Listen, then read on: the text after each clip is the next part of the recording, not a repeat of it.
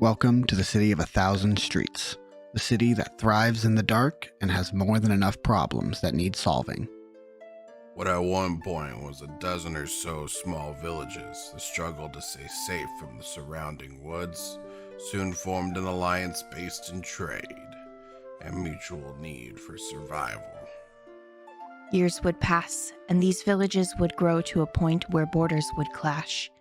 12 became 10, and 10 became 7, until only one village remained. This resulted in a city so massive that traveling from the North Gate to the South Gate would take more than 2 days. The Six Boroughs stand as both a symbol of unity and selfishness. Hiding behind the massive stone walls that protect the city, they also use the River Styx to divide them. Life in the boroughs varies greatly the further west you live. East Haven, or better known today as the slums, gets the worst of it, with almost zero political assistance and the city guard turning a blind eye to its downfall. Meanwhile, New Noximbres stands as a beacon of hope and possibility, at least at face value. Around every corner lies a new story and a new perspective. From the gangs that control the boroughs behind the scenes, to the Steel Knights who work to protect and serve while also helping themselves on the side. Even the traders that travel across all the boroughs to buy and sell wares see a side of Noximbres that some may never see. The churches that worship and preach to anyone who will listen, some to the gods of the land, some to base ideals, the mercenaries and sellswords who work for the highest bidders, and the heroes who are few and far between, but do what they can to save their city. A true metropolis spanning far and wide. What secrets rest just below the surface? And how long can the city stand when half of it could crumble at any moment? Welcome to Noximbres.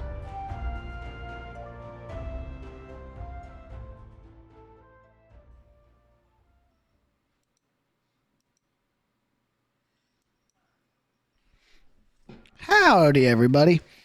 Good afternoon. What a lovely Wednesday it is. My name is Zach, or Longdraw of Longdraw TV. This is Noximbres in the Six Boroughs, and let's jump right into it with a little bit of a recap. Last week, we saw the crew, quote-unquote, of the Turbulent Horizon making their way toward the Jagged Sky, a tavern in the northern district of Canvas Square, where they know a gruesome murder to have taken place, most likely perpetrated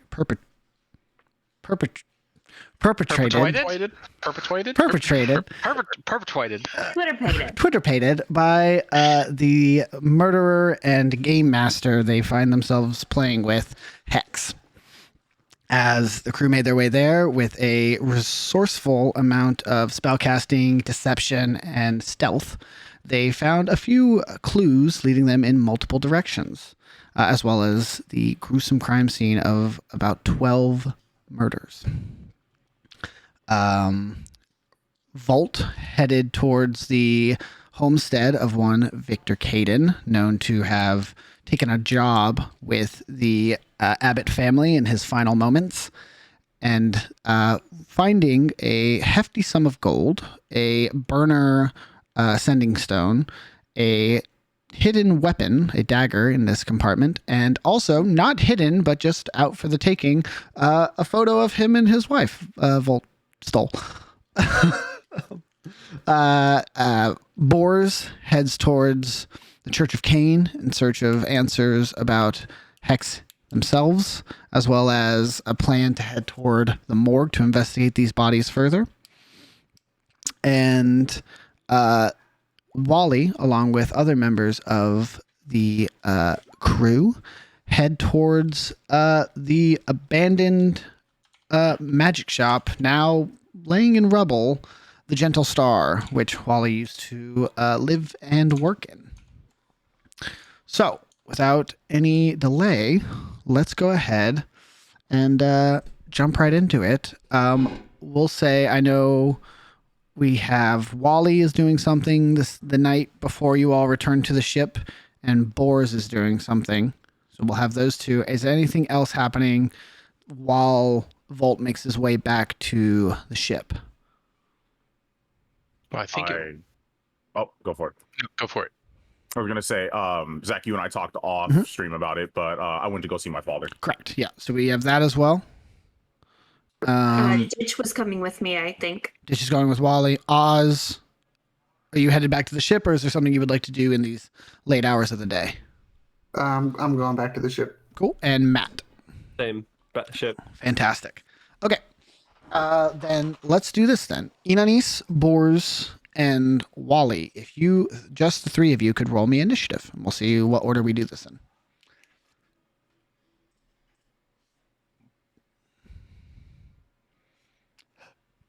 All right. God dang it, Wally. I got plus 10, man. God dang. Alert. You get beat to shit all the time. You gotta figure out how to move fast. Quick on your feet. Okay, cool. So with a astounding 28, Wally and Ditch alongside. The two of you, I'm going to move you guys over to the world map here. Two of you head from the Jagged Sky right here to the Gentle Star right here. This is fairly late at night at this point. We're probably reaching around 8 p.m., 9 p.m. The rain has come to a slow, not necessarily a stop, but definitely a light drizzle kind of coats the city with its, almost pitch darkness. No stars, no moonlight tonight.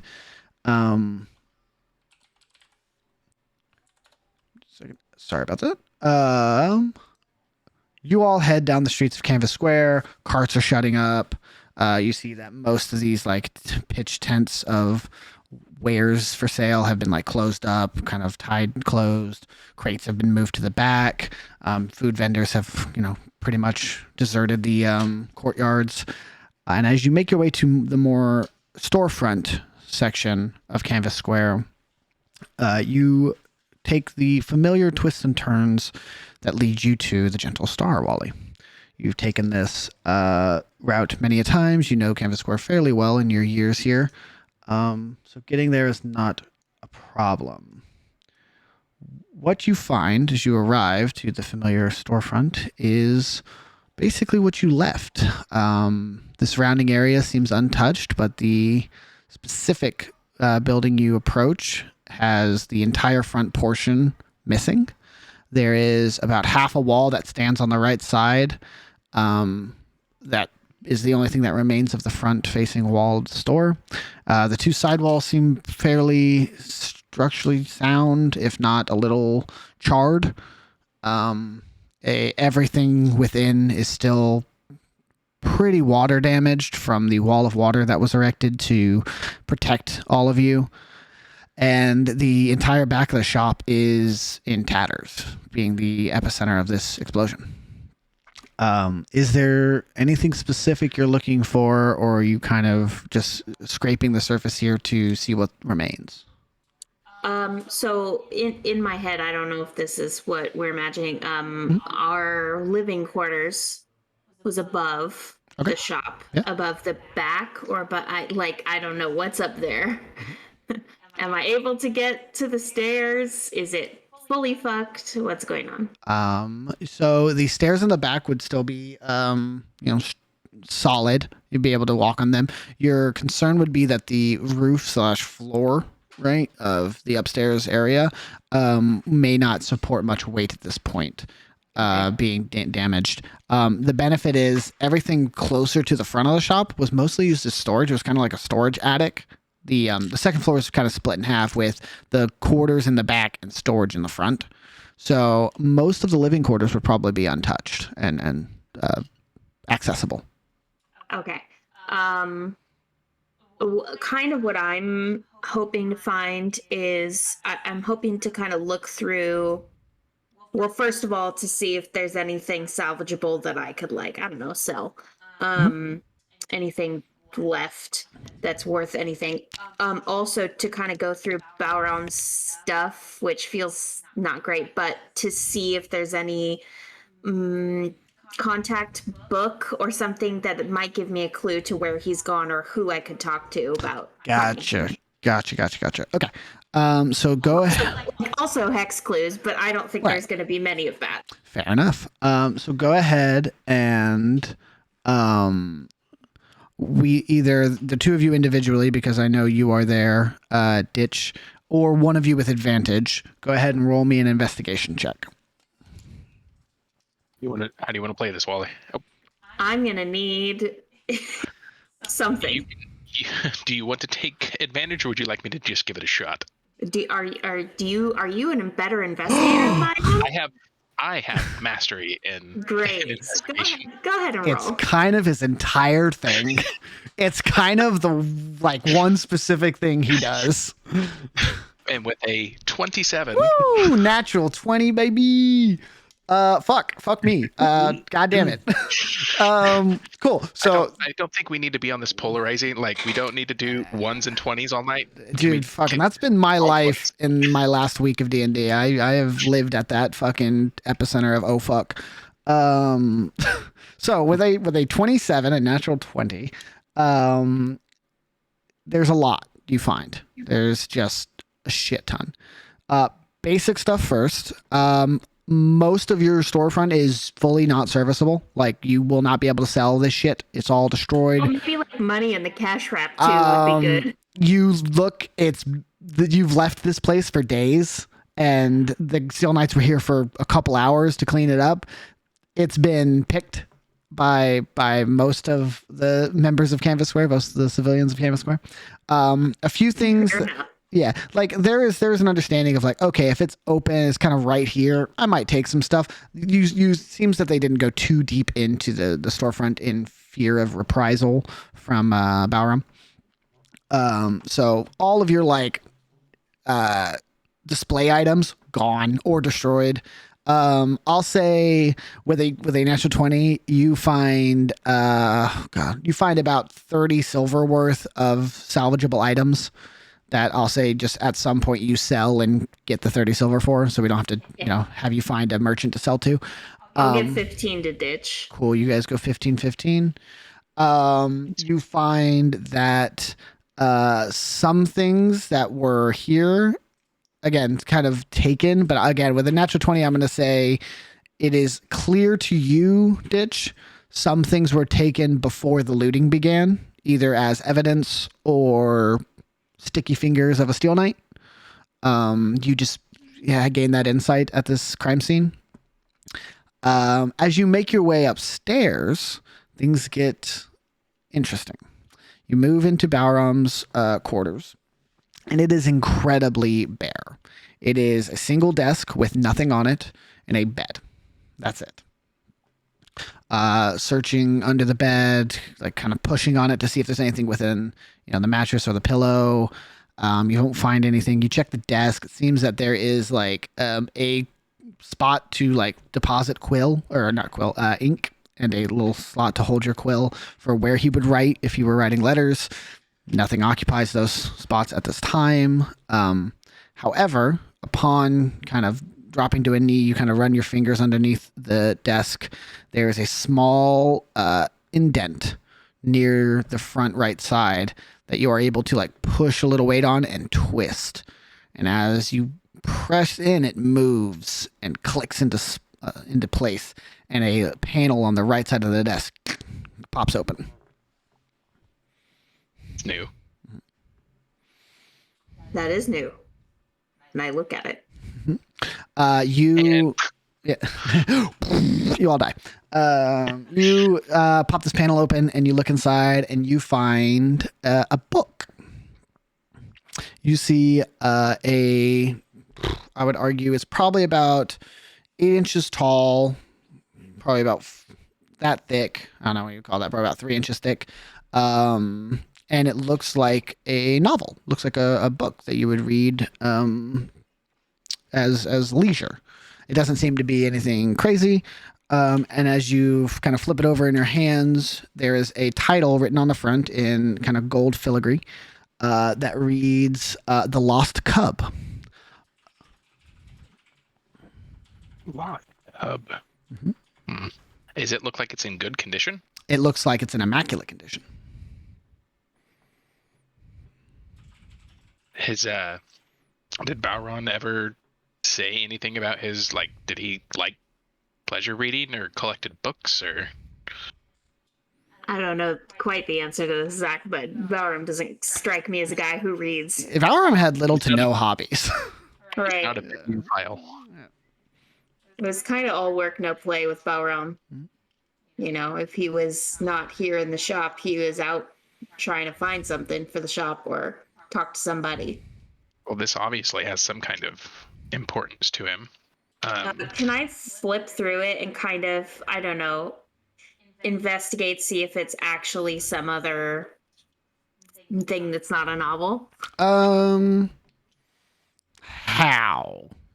Well, okay, if I open it, Yeah. does it read like a story? If you like Okay. thumb through it, it has chapters and it's written. It's a thick, probably about 15 chapter. What would it be? Fiction novel.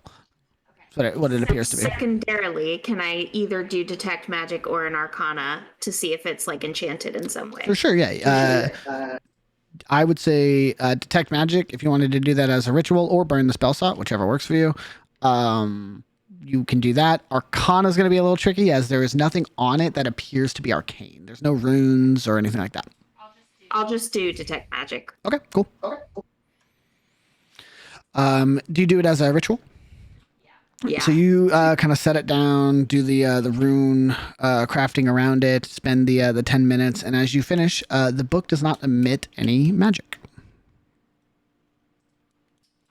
All right.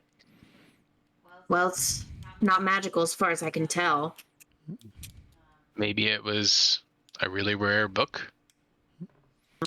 I mean, could be. I don't know why. Who's the author? Is the author somebody we recognize? I don't know if you'd recognize them. The author is in the inside of the cover, and it says written by Yurikaz Nair.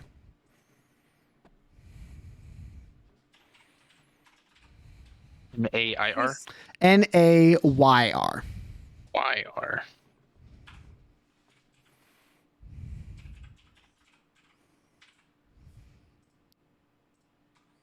All right. So that's either big something or absolutely nothing because Zachary likes his name backwards. And he.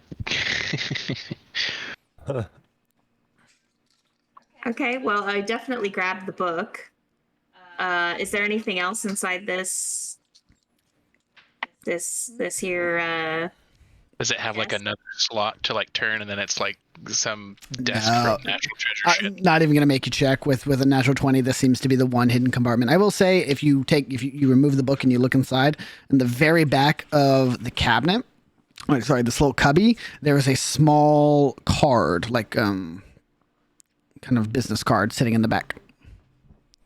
I'll grab that for sure. Okay. You grab it. It is pitch black. It is like fully blacked out ink. And as you kind of flip it over, there is a gray lantern picture on the other side. Okay. We have clarification question. The two of us have not seen those yet. I don't right? believe so. Fuck. God damn it. God damn it.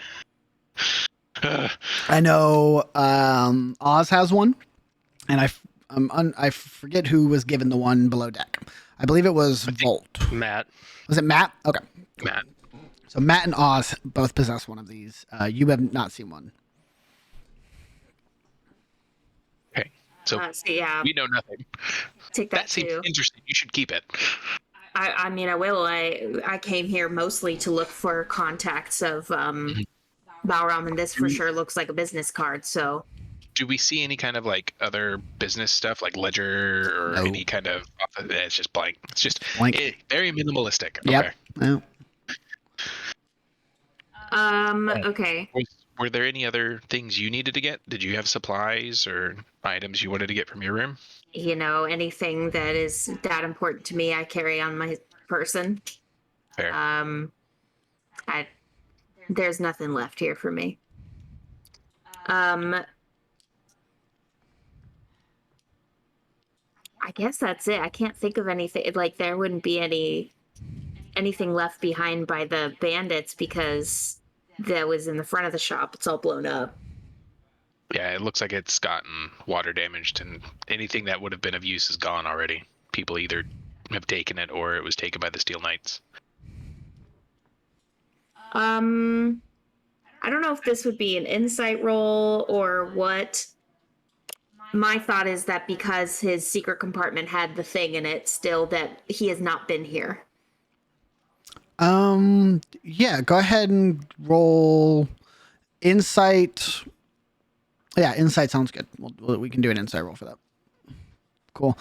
Yeah, you would think that given the circumstances and the current state of the building, that he would most likely remove anything of value at this point, if he had returned.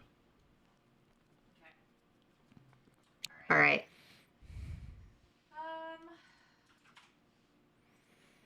All right. I mean, I guess we'll pocket those things that we found. And I wouldn't. I mean, this is just a shop. There wouldn't be like. I wouldn't just have a potion laying around. Nothing like that. Not in your store. Yeah. That okay. is not what you dealt in. I mean, you might have antique potion bottles. Yeah.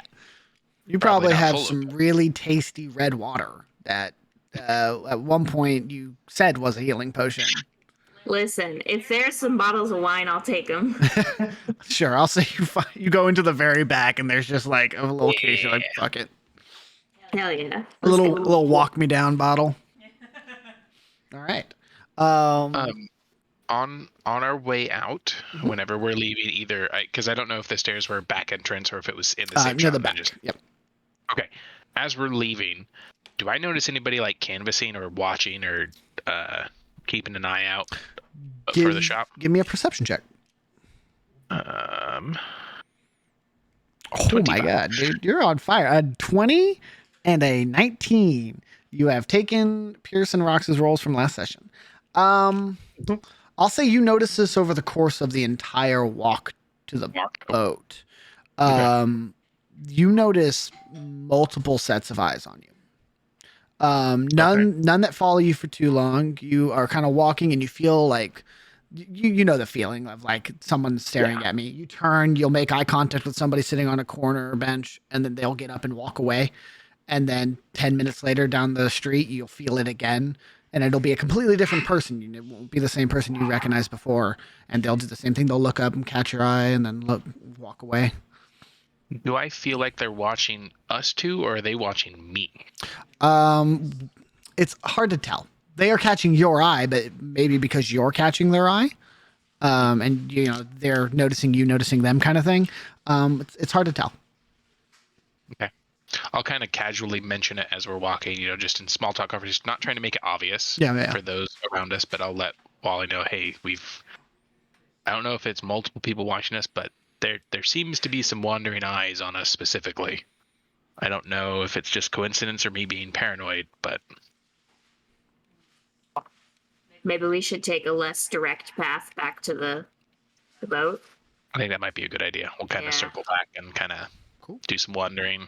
Maybe you could try to find a late night food stand or something, because I don't know about you, but I'm starving. Oh yeah, let's go get some. Got to do something with the wine. I mean, we've got wine. We need food. Wally and Ditch, go ahead and give me stealth checks, but go ahead and do it as Wally. I'll say you could do this as history if you want, and Ditch, yours is probably just going to be pure stealth. Cool. Using Wally's like knowledge of where to go. Yeah, Canvas Square to kind of. Yep. She can guide us. I can keep us hidden. Exactly. Oof. Okay. You guys make your way. You find a very as the fucking shutters are coming down on a oh god, I have to come up with fantasy food. On some basilisk sticks. Yum. My basilisk sticks just arrived. That's like serendipitous timing. It's so fast. Thank you. Cool. Better share some with me. You get your food. I'll say for one or both of you, we'll call it 5 copper. And and then you make your way back to the Turbulent Horizon. Let's go. Unless there's anything else the two of you want to do, we will go. Enjoy our basilistics. Hey, fair enough. They're yummy, dude. I'll come up with what basilisks are later. They're not basilisks. We actually need to make this now. Yeah. We need to figure out some way to do it. Yeah. Okay, boars. Yeah. You tonight. I know there are two locations you want to go to. The one you're going to tonight is just the church, right? Correct. Yeah, Okay. the morgue is tomorrow. That's Cool. when they told me the bodies would be there. Right. You make your way. It takes a good while. You almost definitely have to get either a ferry across the lake or a taxi to take you all the way around. And about an hour and a half, 2 hours later, you arrive at the the home front of your order, the Church of Cain.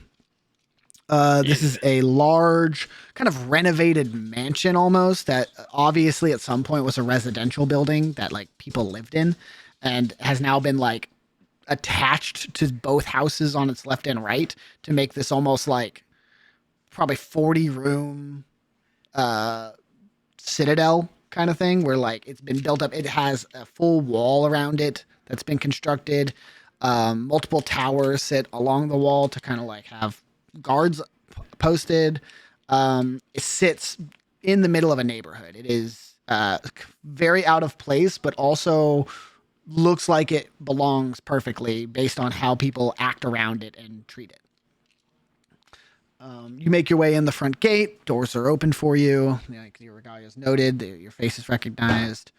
Are you heading to anywhere specific? And are you trying to like sneakily do this? Or are you trying to just be like, yeah, I'm home, whatever? I'm going to like the library was the like what we would have as a library. Mm-hmm. And not really stealthily. I mean, everybody knows who I am. Why do I need to be sneaky about it? You know, people know what I'm doing. So, right. So you make your way to the library. This is a large, what was most likely a ballroom at some point, has been renovated with massive bookshelves along all walls, filled with scrolls and tomes and some just piles of documents that have been like stuffed into little cupboards. And go ahead and give me to recall information. Go ahead and give me a history check or an investigation check.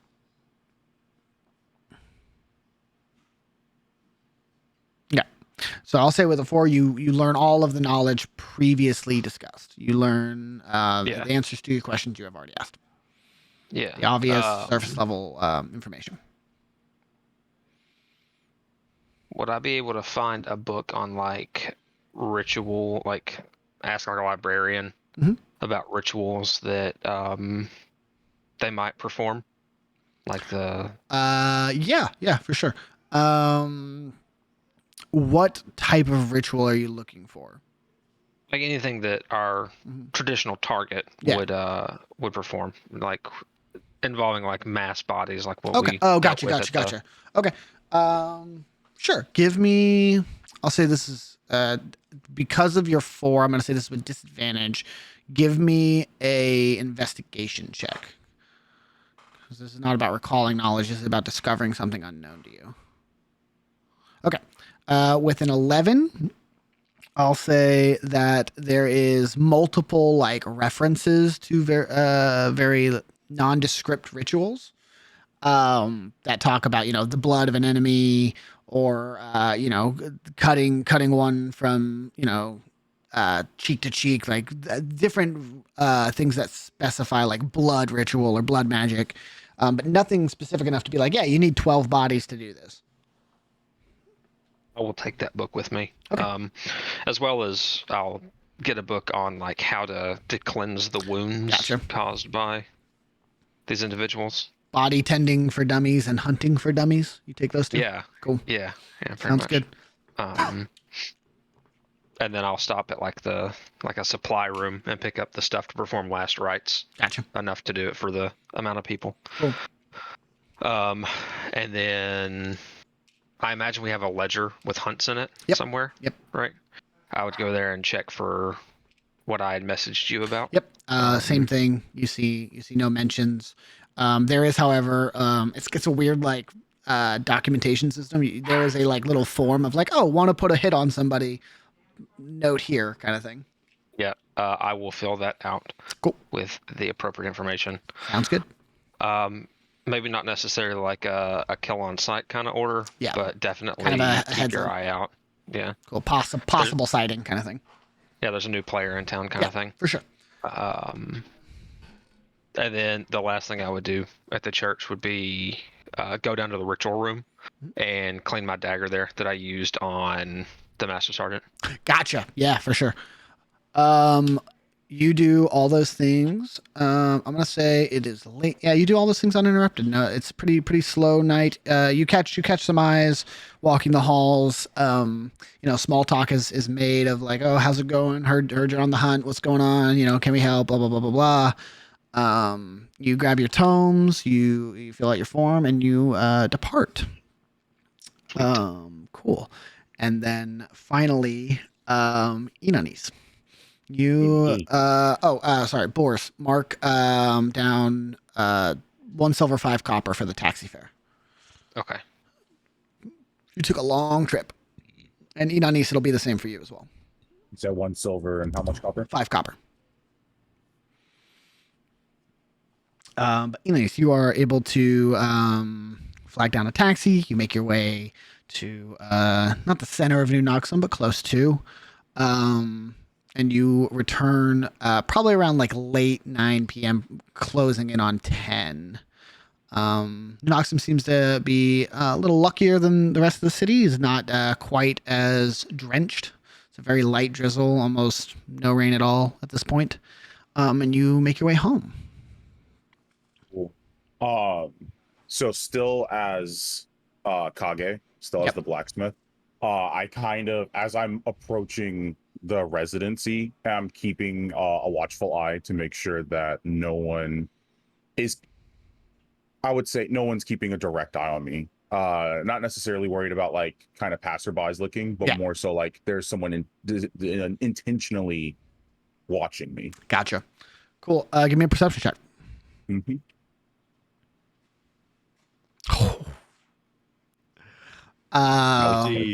Keep that momentum. We got to keep that. God damn it, guys. This is why I have to give you guys disadvantage. Got to take away those like 19s and shit. Fuck. Oh, that was a natural 20 actually. Yeah. Fuck. Yeah. I just realized that. Kage, you pay your fare. You let the chariot, old wagon roll away. And you take like 2 steps towards your building and you stop and you feel a very familiar sensation on the back of your neck as your hair starts to stand up. And as you follow your gut, you kind of look to your left and sitting just very out in the open, not hiding at all, on a bench nearby, you see Deacon. Interesting. I will pay him no mind actually then. Okay. And I'll kind of like, as I recognize that it's him, we'll just continue making my way towards home. Cool. And sorry, go for it. Give me a deception check if you don't mind. Yeah. Oh, what happened to my thing? There we go. Okay, cool. Go ahead. All right, so I'm gonna approach the doorway and then just doing like the same, even though like I'm sure the perception is gonna carry over for this, but just doing that cursory look of like, all right, cool, no one, cool.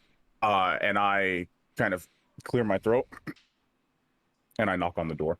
Cool. You knock, you hear some movement inside, and you see that the door opens and it is someone you do not recognize.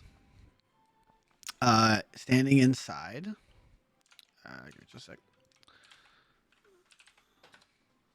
Pull up this name I have.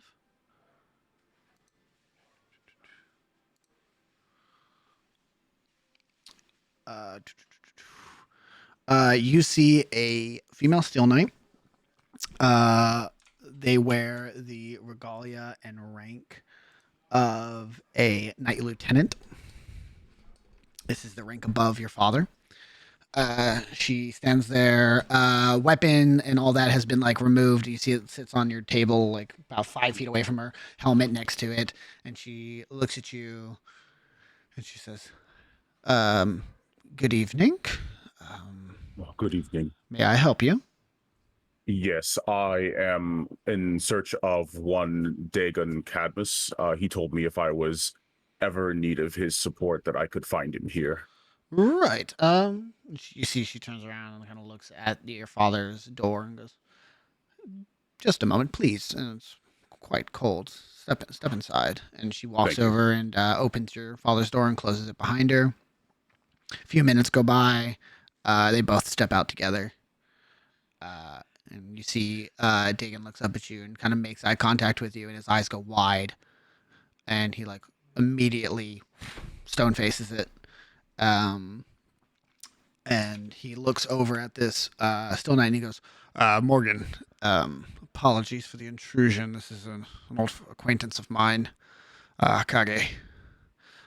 "No bother to me. Should I step out? This is quite urgent, Dagon." He goes, "It is indeed, and I understand that my testimony and my presence will be required, but it is late, and I am unhelpful to the knights when I am not at my peak." And he kind of like looks out, gives you the side eye, Kage. But I understand you. I will call you, and we will set up an appointment. She nods. She goes, "Right. Very well. Just don't hesitate and don't wait. This is something I would not like to delay on, as they will send someone else, and it will not be me, Dagon." And he nods, and they shake. And she goes over to the table, and as she does, she kind of looks at you and watches you carefully, and clips her belt on with her blade, puts her helmet back on, gives you a nod, and goes, "Kage, was it?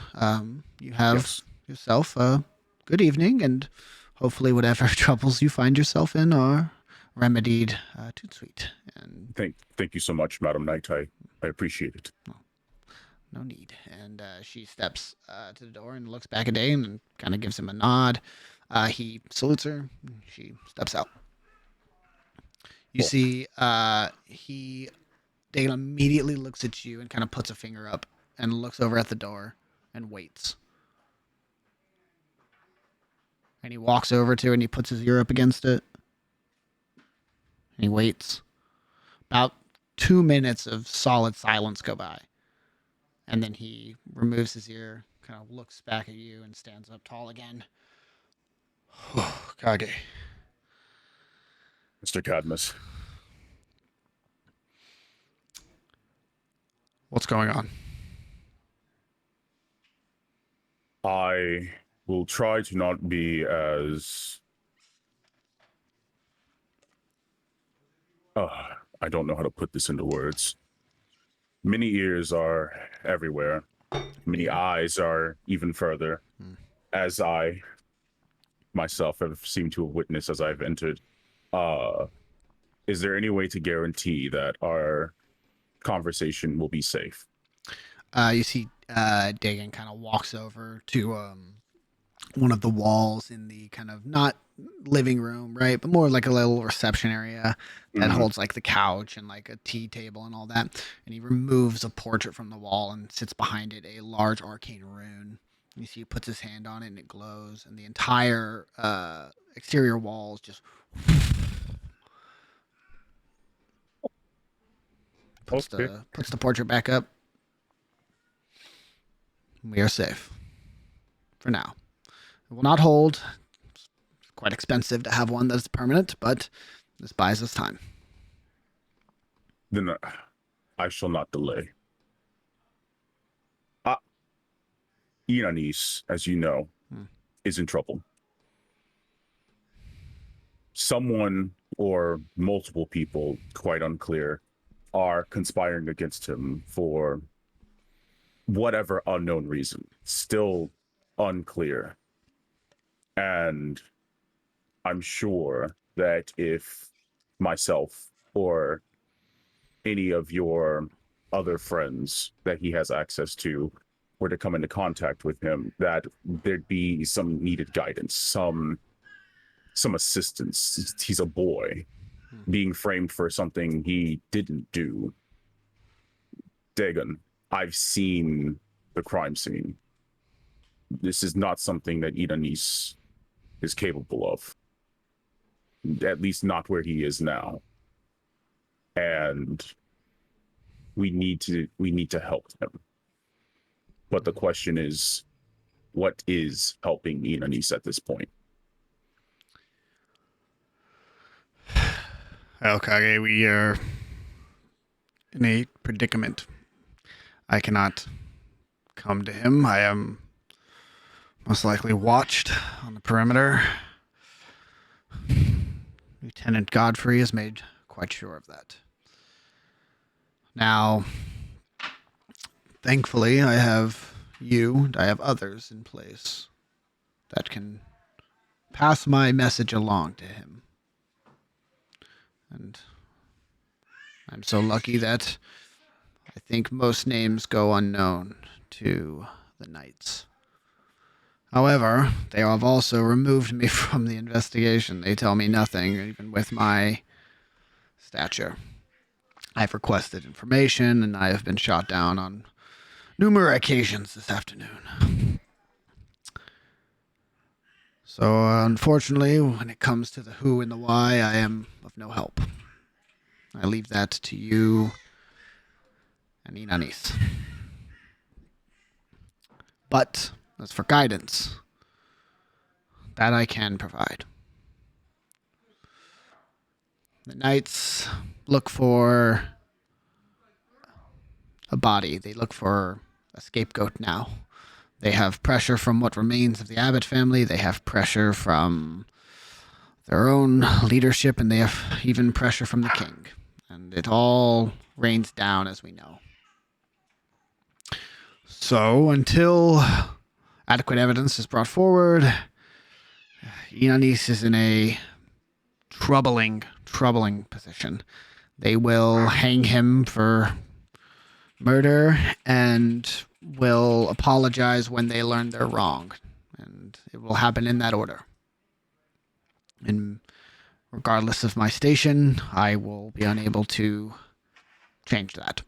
Regardless of your station and regardless of anyone we know, they will be helpless when the order comes. His best bet, hide. And hopefully evidence is brought forward to catch who is truly responsible. I myself have put some favors into motion. Hopefully they come back beneficial. But there is sadly no timeline on these things. And sadly, and he walks over and he kind of puts a hand on your shoulder, Kage, and he goes, I will not be able to see my boy until this is settled.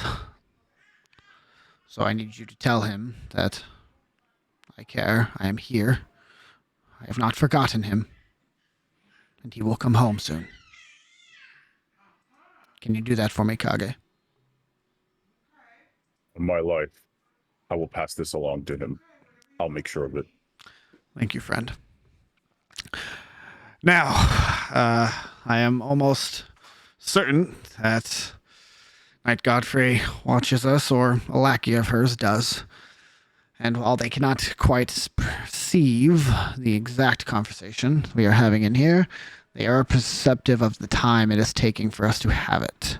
So, and he reaches into a coin purse on his belt, and he hands out to you, kind of in a closed fist, and he kind of rains it into your hands, 10 gold pieces. He says, I want you to count that as you descend the stairs. That is to help you with a recent destruction of your property. Your anvil, say. Maybe you need a new one. Just make sure you count it, and count it twice as you descend.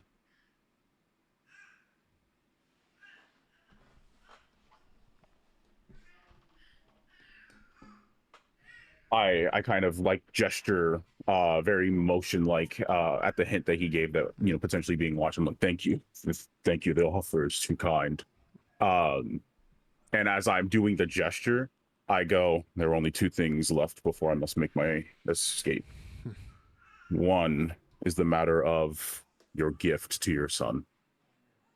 Your gifts, I should say.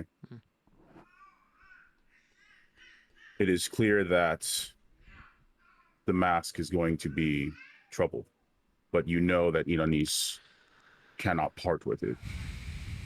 It is going to be the death of the boy. And then there's the matter of his blade, Dawnbringer. You've taken great care to give him these gifts, but I know not what you want him to do with it. For I fear a part of his soul may go if they go, and we may lose the boy that we know as Inanis Cadmus. Kage, you should know. You've forged these for him. The blade can be sheathed, can be hidden, and anyone close enough to notice it will most likely be on the wrong end of it soon. I worry not for the blade. The mask...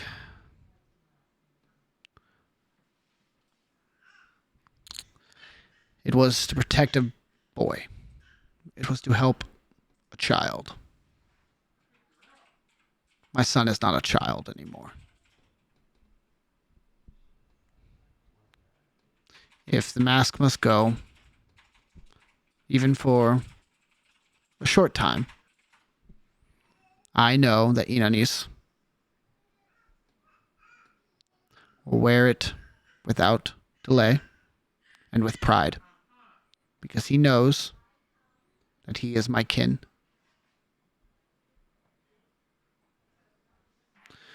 And as hard as it will be for him, he will learn that he doesn't need it anymore. The city will learn that he doesn't need it anymore. Do you understand me, Kage? It will take time. Mr. Cadmus. But with time, I'm sure it shall resonate. He'll learn. He will adapt. He has proven to be quite good at that. Indeed he has. Sixfold, I would say. He surpasses me more and more each day. I fear he may never get to show his face for some time.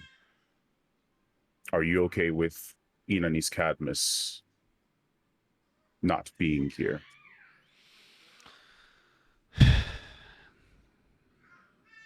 Okay is not the word I'd use. I will miss my boy.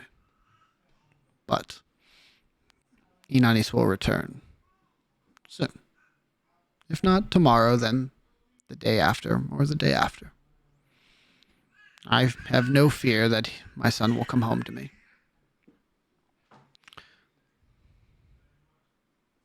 But what if he doesn't come back as Inanis Cadmus? Inanis is always Inanis. Mask or no mask. Sword or no sword.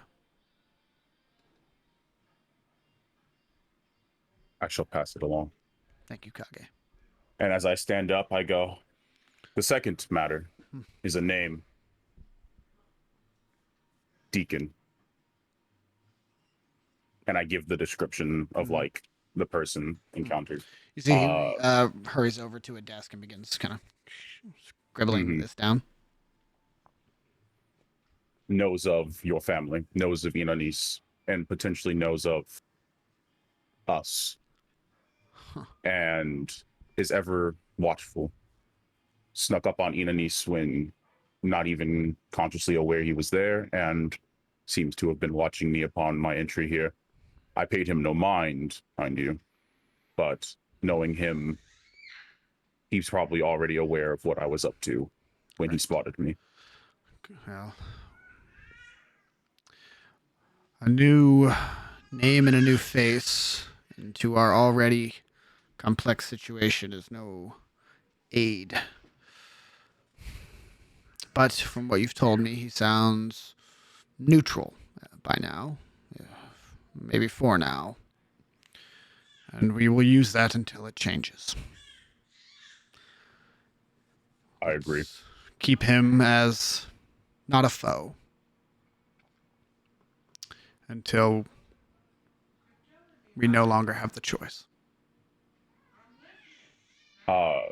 I go in to kind of give Cadmus like a handshake to get very close and personal. Still kind of with that hood up too because of the whole like cloakness. And once I get close enough to him where it's just the intimate faces, I let it down. And just in tears, I'm like, I'll miss you. And I love you. And I always will. Puts a hand on your face and does you two like touch foreheads. I know. And then you hear up, go. And I do the generous bow again. Thank you, Kage. And I kind as he's instructed as I leave, I'm counting 1, 2, 3. Excuse me, pardon me. Yeah. As you make your way down the stairs, you see that multiple Steel Knights are making their way up the stairs, and they kind of like brush past you aggressively all the way up, and you hear Knight Cadmus, open up. And you as I kind of trickle down, are there any Steel Knights who are like at the ground level or watching? God dang it. Yeah, multiple.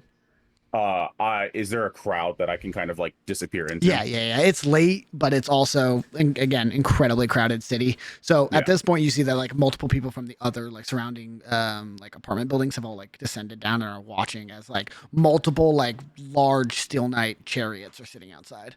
Got you. I'll kind of work my way into that crowd after I've done like my counting, and kind of just like holding myself as I was when I entered, turn around and just watch the scene unfold. Yeah. Until I can leave. You see, as you kind of like sulk back into the shadows, the knights descend. They have Dagon in manacles. They are now moving him down the stairs. You see that multiple Steel Knights meet him at the floor level or at the ground level as they begin to put him into one of these carts.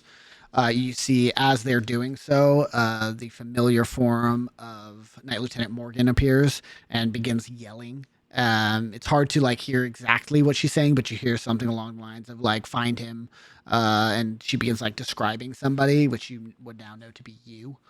And she like points out into the crowds, and like two different groups of like 2 knights, so like 4 knights in total, just split up, and they begin searching, like investigating the surrounding area. Cool. As I get an understanding of the description, I recognize that this is probably high time to go. Yep. And as I leave, I become Catacalypso, the seamstress, and I will make my way back to God, what's the name of this thing now? The Turbulent Horizon? Yeah, I was like, we named it now. Yeah, but I'm making my way back under to its Turbulent cover Horizon. term. Gotcha. Yes, yeah. Right. You head back to Canvas Square. Go ahead and mark. I'll say you move on foot for a bit, so go ahead and mark just another silver for the cab fare back. Oz and Matt, the two of you sit below deck of the Turbulent Horizon for a couple hours, probably about 2 hours, alone, just the two of you. Is there anything the two of you would like to discuss or do in this time? I mean, I don't know if we really need. Well, I would mostly just be asking him what happened in the what's it called, the Jagged Sky, right? Yeah, just because I was outside the whole time. I know nothing, and I know he was in there. So Gotcha. Yeah. I would just be kind of sitting down on the floor, my back against the wall, like kind of plucking away at my guitar and just explaining like what happened. Just like relaxing. Cool. You catch Matt up to date. And if there's nothing the two of you want to discuss in private, shortly after Ditch and Wally arrive.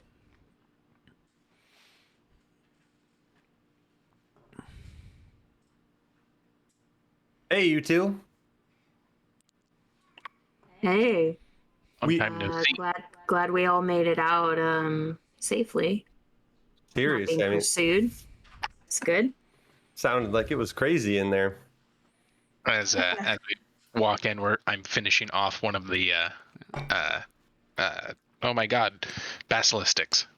Hey, did you get me one? I finished the last bite.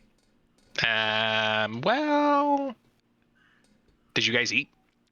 When you got did Volt make you guys food? No. Yeah, and I pull out a little bag and it's just like a bag of skewers that was just like there's like 10. Oh, thank you.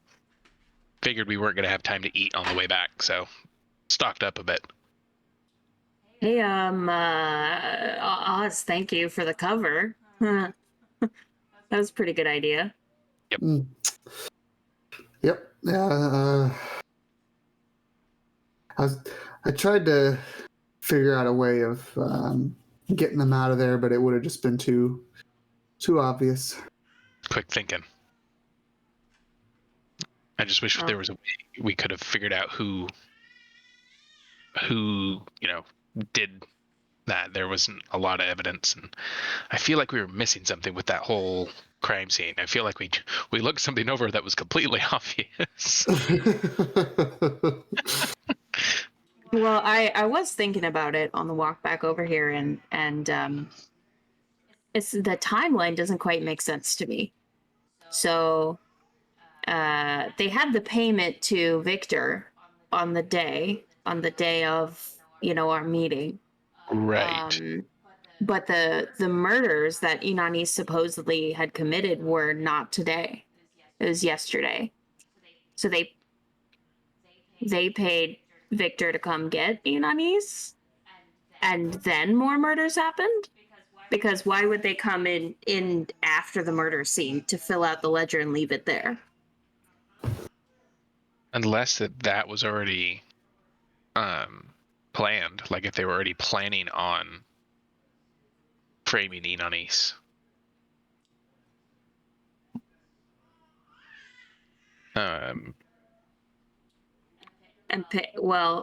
So what, they filled out the ledger the day before, but dated it for the day after? That doesn't make sense to me. I'll have to ask Zach when he comes back. I don't know if it had a specific, or did he say it was? Oh yeah, it was today's date. Yeah, it was. I have it in my notes. Yep. And there were 12 people supposedly dead in this. At least it said 12, and Inanis was only supposed to be framed for 4. That's true. So, but are we sure incidents, or? I was going to say, were they separate incidents? Because I thought the people he was supposed to have killed were out in the street. I didn't think that they were in the tavern. Mm-hmm. I don't. God will have to step in and clarify for us here in a second. Are you there, God? It's us. Are you there, God? The location of the first crime was unknown to you. The ones that Inanis was supposed to have done. Yep. There was a murder, and I believe Caden told you that it was at the Jagged Sky. So they are the same. The crime scene we just saw was the ones that Inanis was supposedly the one that has committed. Possibly, but the other thing is that we only saw 8 bodies, and then there were 4, which adds up to 12 at least. So I don't know. It seems like they might be separate incidents. or perhaps someone was lying in wait when whoever came to write in the ledger and hire Victor came back. Or maybe it was a trap or something.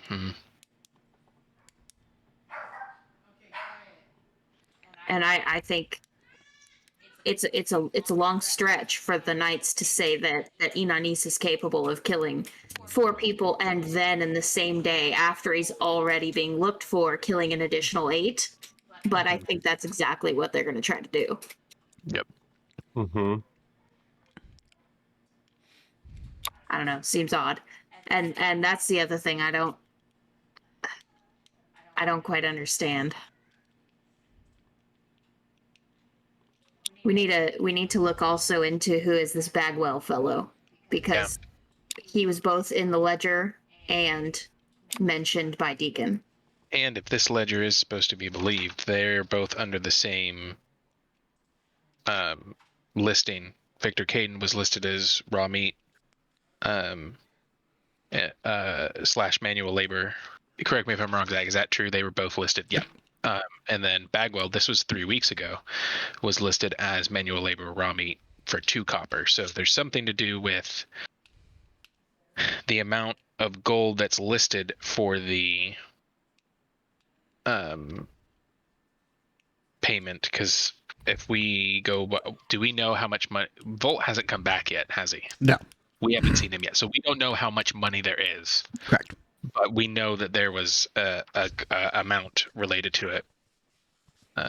So yeah, whatever the amount of money is, that might mean something with how many people they're supposed to hit, or how many people are supposed to be for the job, or whatever. But we should definitely look into who this Bagwell person was, if we can even find him. Did Deacon give us any information other than his name? Just look into Bagwell. Yep. No first name, no location, nothing. You do know that as it's written, it is capital B. Okay. Was Victor's not? Victor's was. Okay. Yeah, Victor. I'm sorry. That's on the note Deacon gave you. It wasn't that in the ledger too? No, it is. Yeah. Oh, okay. Yeah, sorry. Yeah. No, you're okay. I was just, wait a minute. There, one was capital, one was not. I don't understand. Both capitalized. Okay. Specifically in the note that Deacon wrote you, it is capitalized. Yeah.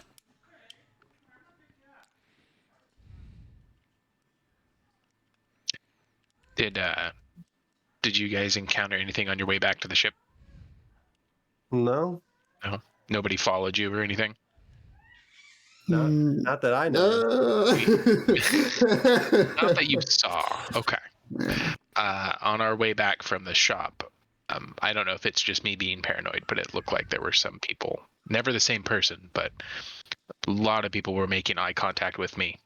Might be how I look. Don't know for sure, but I might just be being paranoid. But it kind of looked like someone was tracking me and Wally. Or me. I don't know. What time is it ish right now, Zach? It's probably getting close to like 10:30, 11. Okay. I mean, I don't think the name Bagwell rings a bell to me at all, but I mean, yeah, is that something any of us could do a history check on, or do just none of us know? I'll say with the 4 of you, no. Yeah, none of the 4 of you would know anything about the name Bagwell. I do have quite a few people that I do regular, business with, selling them things. I mean, the only idea I have is, I guess tomorrow I could go to my usual spot and ask about the name, but other than that, I have nothing. It's not a terrible idea to get at the very least some gossip, See what the word on the street is. Anybody heard of author Yurkaz Nair?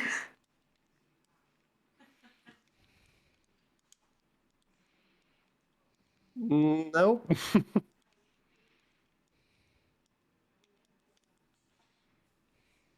Sorry. I was just lost in thought there. Sorry. Ditch was thinking about how good those basilisk sticks were. Just trying to figure out what the hell it was. What are these made out of? This is definitely not kosher. Why is there a paw and fur in it? I don't understand. Listen, you get a 2 copper discount if you don't ask what it's made out of. I guess if we're just kind of chilling and waiting, I'm gonna sit down and start reading this book. Okay. I'm just gonna read the book. I want, if we can, I don't know if we're gonna have time, but I'm definitely gonna try to take a long rest, or at least go get some rack time until the morning. Mm-hmm. Cool. Some rack time, like. Yeah. Yeah. My little skinny arms, my little weak twig white arms need to go do some pumping iron. Gotta fucking get some gains. Does he even grow muscle anymore? Yeah. You still use your muscles, yeah. Okay, cool. I don't know how this thing works. Cool. I'll say, I think in order of timelines, I think the 3 of you would probably all arrive around the same time. Vault spent the least amount of time at his location, but also went farther. So, like, accounting for distance traveled and time spent, I think you would all pretty much arrive. I think, probably Volt and Inanis would arrive, and then, like, minutes later, Boris would arrive. So,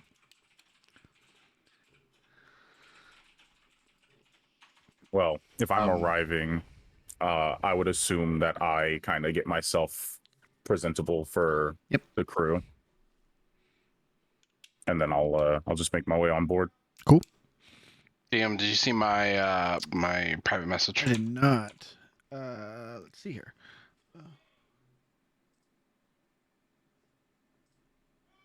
Yes. Let me message you that right now. You would know this. This is hot goss. Hot goss. Hey, Nanis. Glad you're back. Glad you're okay, man. I'm glad to see that the 4 of you are also back and okay. I apologize if us getting kind of separated after the whole, Jagged Sky fiasco made you kind of not feel a lot of great things towards me, but I'm willing to answer any questions if you have them. I just want to make sure that everyone's safe and okay. Out of character, you're wearing the mask right now, right? Yeah. Okay. Yeah, I'm back in the same old regular regalia.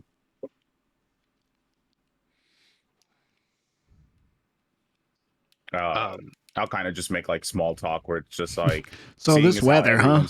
It's like seeing how everyone's back and fine except for Volt and Boris, and let's be honest, they're big guys. They'll take care of themselves. If anything went bad, we'd probably hear it. What were y'all up to? I'm sure no one came immediately back. We had some free time, at least a little bit of cautious. My shop looked around to see any sign of Balram, anything worth. I mean, we got some basilisk sticks. That was pretty good. Basilisk sticks. They don't live up to the name, but I hear they're not bad. They're not bad. They're really addictive. Oh, absolutely. That's why, and I kind of like pat myself. It's all about portion size. You gotta measure out your portions. I'll lift up the book. You heard of this author? Eric has Nair. Yeah. Wow. This really is a God question because Inanis actually does a lot of reading. So I don't know. It's a good question. While we wait for God to nope. Okay, cool. All right, there we go. God has spoken. I don't know who the heck that is. Actually, God, if you're there, would Inanis have any information about authors going by pen names or finding some way to like change their name around to hide who they really are? God's on the way. That is so character specific and creative. I'm gonna say yeah. That's brilliant. Yeah, 100%. Okay. So not any of this will kind of share that. First of all, sorry I didn't get to see your shop with you. I was so jazzed to. I get it. It's not in the condition you would have liked to present it, but I'd like to see a little bit of you guys. I want to learn more. Now, as for the query about your author, I've not heard of Eric has Nair. though I do enjoy reading every now and then, and I will say that though I don't recognize the author, there is a chance it could just be a pen name. If you give me a moment, I could probably sit down and see if I can figure. I mean, I'm not the smartest person by all means, but there's a chance that I could sit down and kind of actually. You know, he's give me a history check. Yeah. I sent you one more message, by the way. Checking. So much for that luck. Wally, just real quick, why do you want to know if we know that person? Well, this is a book I found in the side of Balram's desk, and it doesn't appear to be important in any way, but he had it locked up in a secret compartment, so... Oh. And it's like in pristine. Yeah, trying to figure out, like, I'm starting to read it. It's, you know, it's called The Lost Cub, and so far it's a little boring. Of all the books Inonis has read, he wouldn't have read one called The Lost Cub, right? No, you've never heard of this title. Okay. And I'll say, Wally, if you're thumbing through it, if you're like just reading the first couple chapters, it's like the Ugly Duckling, you know, that child story. If they were to make like a grand fucking IMAX film out of it, like how they would stretch that story out. Does it make me feel like it's about me? Give me a. Do I feel called out? Give me a raw emotion check.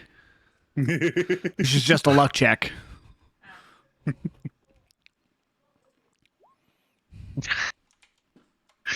Yeah, it does. You get some feelings. Something separated from family, something different, something. Be yourself. This story was written to appeal to a mass audience. Yeah. This is really boring. This story's stupid, and I put it down and just kind of shove it under my leg. I'm sitting on the ground. So back to the author quandary, kind of me not knowing it, and also not being that smart. I know that Ditch has been really good about identifying things, and I probably would have passed that idea to him where it's like, hey, maybe, excuse me, maybe you're God. Maybe I'm God. No. Not yet. Not this character. That was last campaign. Yeah. But I would have been like, maybe you would have better, I don't know, formulas or something to go about, figuring out different names of potential, if any. I can give it a shot. And I'll kind of I'll take my notebook out and on some scratch paper, I'm going to just try to start messing around, seeing if the name, I've actually been trying to do it on my actual own, seeing if the name is like an anagram for something. Give me an investigation check. While they're doing this, Volt comes back. Oh yeah, Volt arrives as did you start going through it and you're kind of writing out names and you're trying to figure out a puzzle of the Tom Riddle, all that shit. And you sit there and after about 20 minutes you get there and you go, I've got it. Zachary Ryan. No, that's stupid. That couldn't be anything. That's dumb. It's not an anagram. I'll tell you with a 2026, it's not an anagram. Cool. Thanks. Yep. That's a dumb name. Nobody would ever do that. Who would Scratch that out? God, what kind of self-centered, egotistical asshole? While he's going. So I just want to mention this. I would have had the business card as my bookmark. Oh, yeah. Cool.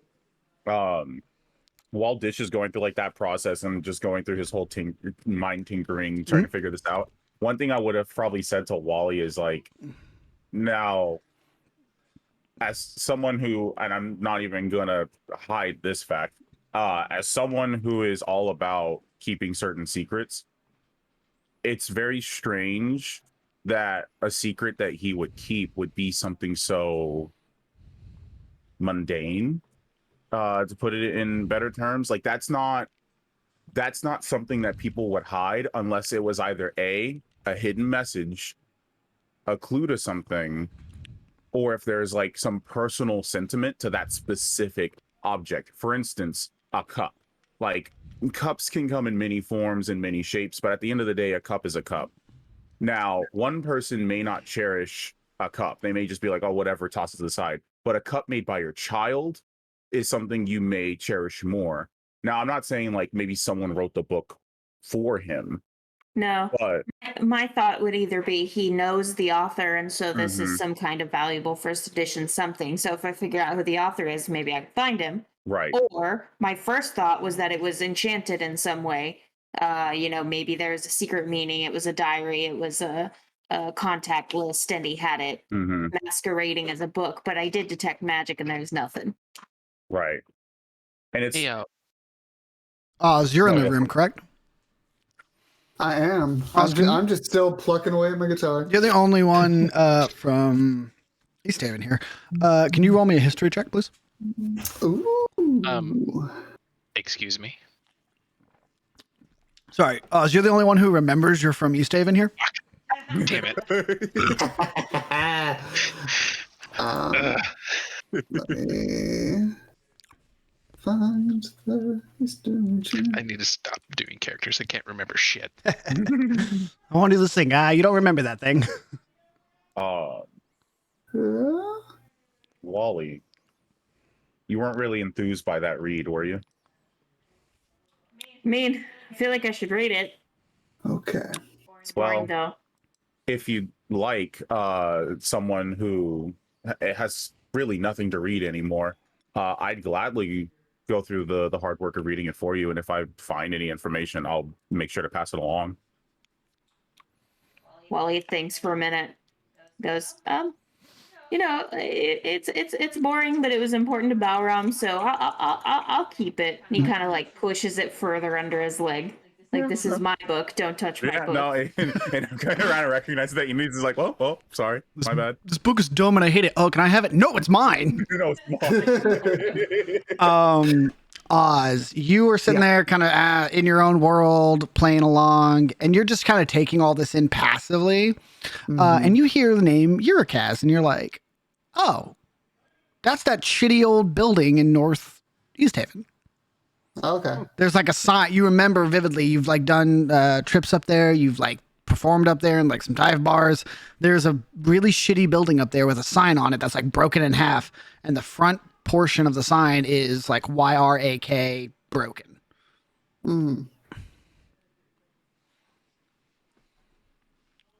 Yeah, I mean, reminds me of this old little building up in East Haven. I'm just gonna keep playing it and playing. Cool. A book reminds you of a building? The name, anyway. Like the name of a shop? Or the name of... Oh, well, back in East Haven, there's this little broken down shop has a sign broken in half on. It's the same name. How long has it been broken? What do you know? As long as you've been around. Okay. Long time. So we've been talking about this for like 20 minutes, and you just decided to volunteer this information? God hadn't spoken to him just yet. Oz just shrugs and keeps playing. To be fair, I have mentioned before, we're really bad about asking the right questions. So I don't blame him. Oh, actually, speaking of Oz, and I don't mean to interrupt your playing, and he's kind of reaches behind, like underneath all of the cloak, and is like, I never had an opportunity to give this back to you, and I give you back your bag.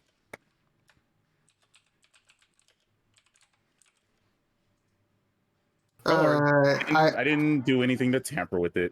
It's in the same condition. If anything, it's just in the same condition. You gave it to me. It means more to me than you know that I was able to use it. So thank you.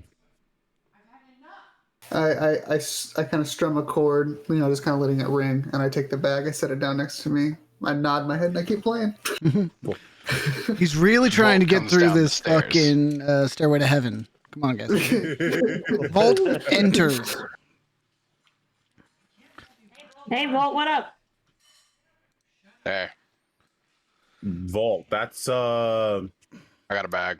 Yeah, that's some stuff you got there.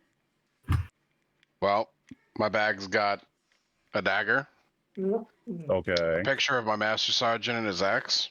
Not weird at all. That's creepy. And this big ass bag of coins. What the hell? Okay, that's even more weird than the picture. I'm gonna be honest. Nah, Is this from- that's what he was paid to kill us. Okay, less weird and more so kind of creepy. How much?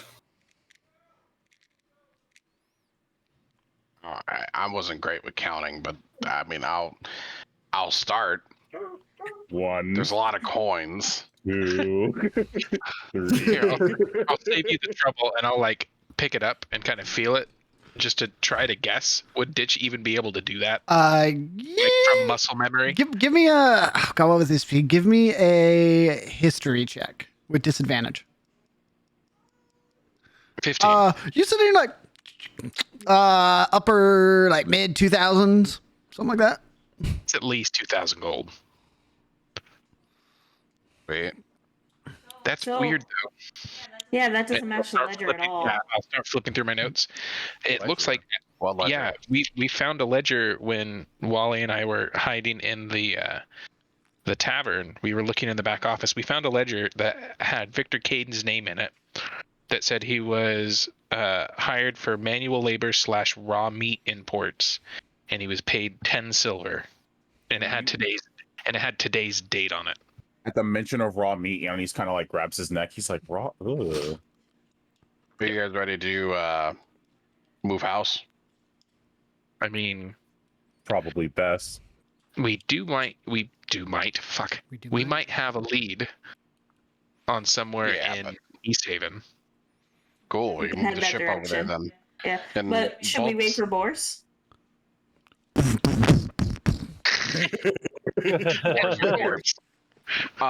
Volt's going to go top deck. I don't remember. I have the burner sending stone that we found in the cache, correct? Did he have one on him? Yep. Was that his normal one? Was that like standard issue like the one that I have? Also a burner. Also a burner. Okay. So I'm going to go to the one that was in the cache, and I'm just going to activate it. I'm not going to say anything. Okay. And I'm just going to let it hang for a little while. Okay. See if anybody responds. I'll say you would know that how, again, sending stones are way different in Noximbres because they're basically programmable. They're kind of unique cell phones. So that they can basically send to individual, like their pairs, but depending on how advanced of a sending stone you get, they can also like dial into other sending stones. And this one seems to be pretty nice. Okay. So then I won't do that. But how prevalent is the use of divination magic in the Steel Knights? What kind? Are you looking at like scrying or In anything that they would use to like track our sending stones. I don't know if they're actively tracked. You would know that most items are kind of serialized, so they can be very specific with locate object spells, which would help them a lot. So they're not going to get caught off by other sending stones. They can be like, no, this sending stone specifically. And scrying is not without use. It is definitely a function they would have. It's pretty high up there, magic. It's definitely not something that everyone knows how to do.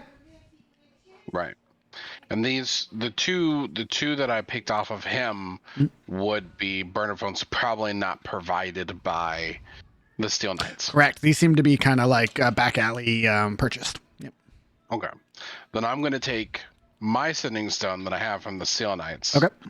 And I am going to chunk it as far as I can into town.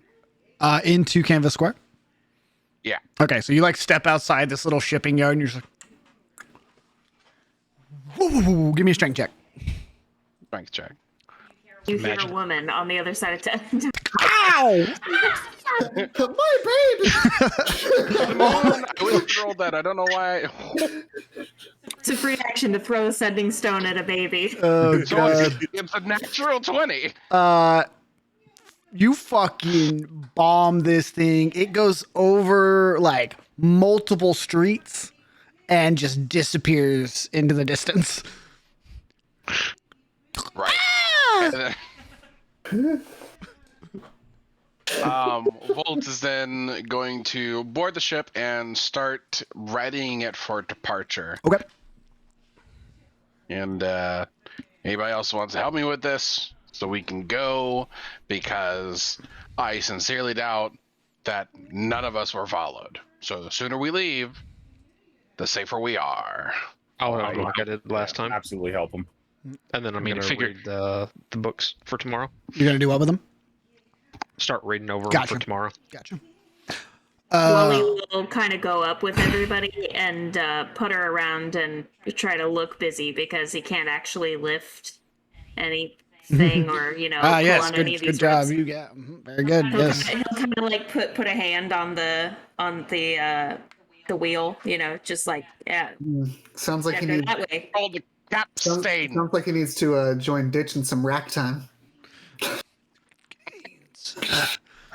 I'll say He moves a sack of potatoes. It's kind of difficult. He just moves it from one spot and then back to the other. And Vol, did you tell everybody where you're going? Nope. Okay. Cool. Right now, my objective is just to get the ship out of the dock. We Gotcha. can figure out where we're going afterwards. Yeah, for sure. But my idea is just trying to get out into the lake like out here. Yep, gotcha. Cool. Easy enough. You set up for departure. Again, a little difficult. You're not like super built for winds, like open wind kind of propulsion. So it takes a second to get your heavy ship moving. But you are able to do it eventually. It takes probably about an hour to get you both turned around and back out towards the lake, coming up around like 1 a.m. Cool. Well, I hope you all have developed your sea legs, because I imagine we're probably just going to anchor off in the lake for the night. Do we have a small boat? I do not have a dinghy. Can I get a dinghy before we leave? I assume that he would tell us we're going to anchor before we leave. Move the ship. Are you trying to have like somewhere to go in the morning? Wally looks down at his legs. Then looks we'll wake sick. up early. Oh.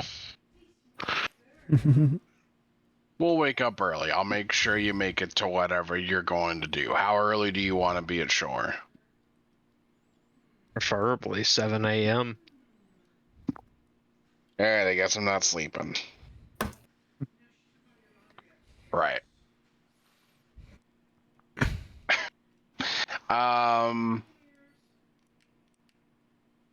Bars, where do you need to go tomorrow? The morgue. The morgue where?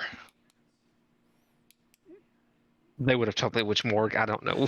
there's the main morgue, and again, last rites are a common act of the churches. Maybe not so much the Church of Cain, but the churches as a whole in New Noxim. It's a deep New Noxim. Almost adjacent to Steel Knight headquarters. Yeah, that's where I'm going. Do I hear him?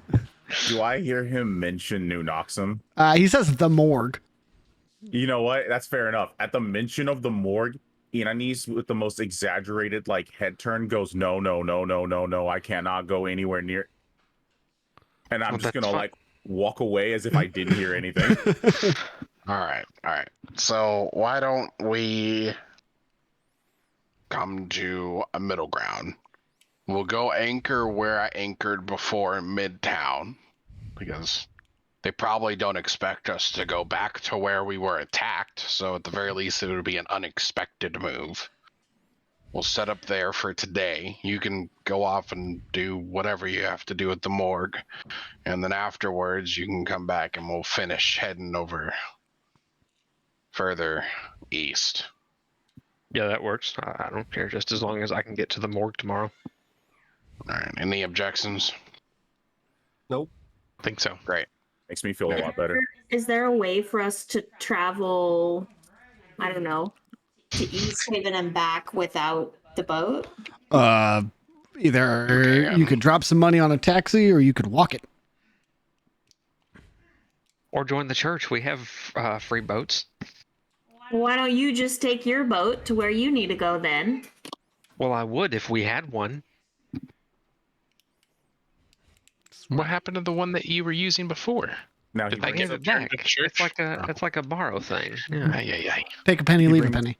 He brings a good point. We didn't know we were going to be setting sail, so Like had he hit me up and been like, "Hey, we're moving the boat today," I would be like, "All right, cool," and showed up with a dinghy, but he didn't. So here we are in the middle of the fucking lake without a dinghy.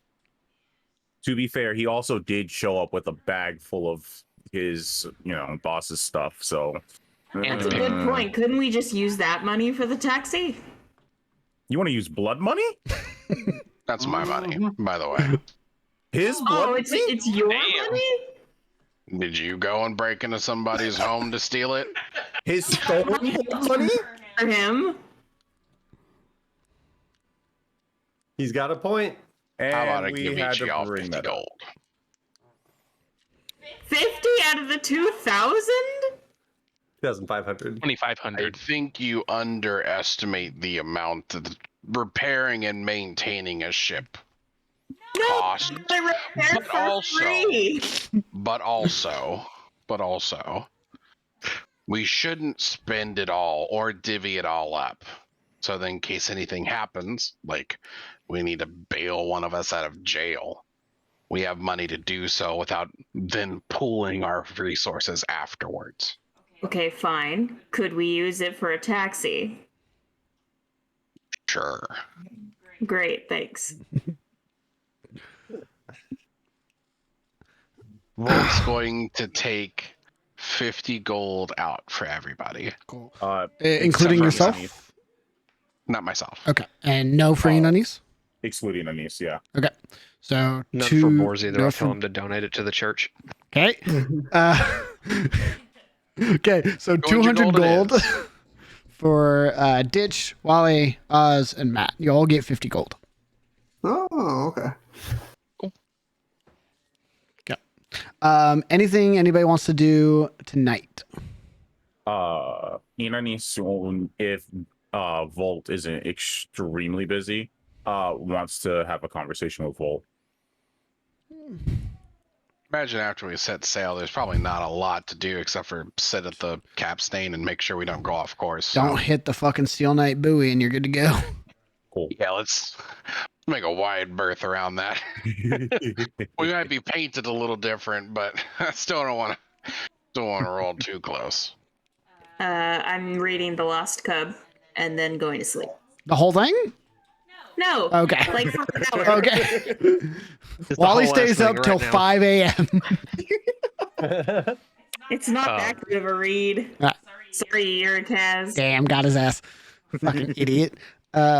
Cool. Yeah, just reading the books like I told you. All right. That's what I So would do before Boris bed. reads his book. Wally reads his book. Oz, Matt, Ditch, anything impertinent, pressing, anything like that? Cool. Not really. Cool. 3 of you head to bed as well. Inanis and Volt, you are left topside by yourselves. Kind of noticing that everyone's gone and it's just he and I. Volt, I was kind of trying to hold this back from everyone else. I didn't really want to be a bother to them. And, well, you're the only other... Is it even right to say Steel Knight anymore? You're the only other person I've had the closest relationship with thus far. And you know of my father, so I might as well tell you. They got him, Volt. My father. He's not dead. Whew. He's not dead. Okay, he's good. Got him. But the Steel Knights. That needs context. The Steel Knights got him. Oh, okay. They specifically Knight Lieutenant Morgan. Oh God, what was her last name? Godfrey. LaFay. No. Morgan Le Fay. But specifically Knight Lieutenant Morgan Godfrey, as well as well, let's say a militia's worth of knights. That's it. The Cadmus family is done. I'm a wanted fugitive, criminal, murderer. My father arrested, unaware of where his son is, whether or not he wanted to give away his position.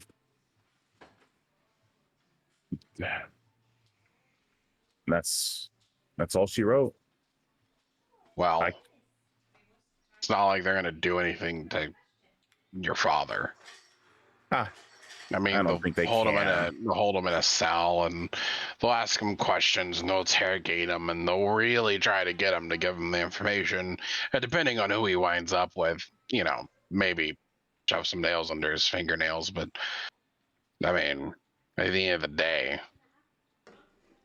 he'll come out alive. Well, that's the hope, right? Wow. But I don't didn't think bring they kill him. I didn't bring this up for you to worry about my father. It's for me to worry about. But I brought it up because for the unforeseeable future, Inanis Cadmus isn't a Steel Knight. And that hurts. A large part of my identity is gone because of something I didn't even do. My father is gone because of the same thing that I didn't do. And I kind of reach up, I take my mask and I pull it off, and I look at Volt, revealing my face to him. I'm gone because of something I didn't do, Volt. And I need your help. What does his real face look like? Oh yeah, so I can finally explain this. So Volt, when you look into the face of Inanis Cadmus, you see a pretty well-aged face. Definitely looks older than you would assume his age to be. Silver hair, like this silverish white hair, silverish white facial hair with like darker eyebrows. He's got a bit of like that goatee stash kind of going. And his hair is slicked back. And he's got pretty like full hair. Tannish skin, so he's not necessarily like light skin, but he's more like a tannish white. And he's actually got heterochromia eyes. I believe his right eye is like a silverish white, or like a grayish white, excuse me. And his left eye should be like a light hazel brown. And if I remember correctly, because it's been a long time since I've actually looked at my face, shouldn't be like any scarring or anything like that. Yeah, no, he's a pretty like, he is a clean knight. So yeah. Nowadays, if the past few days have made anything clear, being a Steel Knight isn't just wearing the uniform. I just wore the uniform. I wouldn't really call myself a good Steel Knight. But you, it goes deeper with you. And yeah, for now, they might not consider you one of their own. But don't let that deter you. Keep that strong moral compass you have. You're better than me. Well, I've learned from the best. What can I say? Wow. Hey. But I need a favor. Yeah, what is it? And I need some wisdom as well, because I've never had to do this kind of stuff before. And I kind of like underneath all of the like the wrapping start to pull off my Steel Knight regalia. Um, and you just see me like pulling it all off and things like that. Inanis Cadmus needs to disappear. Inanis the Steel Knight needs to disappear. And I hate to make the Turbulent Horizon what would I say? Cruising target. Moonlight's embrace. Yeah, what he said. That was the word I said. Yeah. But I hate to make your ship a moving target of evidence, but I need to hide this. I don't know if you kind of gotten this vibe off of me, but I'm not super concerned. There's 2,000 gold coins sitting on my kitchen table, a picture of the man I murdered, his ex-wife, and a dagger. So, not super concerned about evidence. Point taken. Do you have a maybe like a chest or a box, something that I can lock this stuff into? All of this stuff, and I even hold up the mask. DM, when the construction crew found the book in the secret compartment, did they show me where that was? Yeah. I would take Inanis to where that secret compartment is. For sure. And show him how to stuff all his shit in there. Cool. You go back down there. You find it is where's my little pen thing? Cool. It is at the floorboards right here.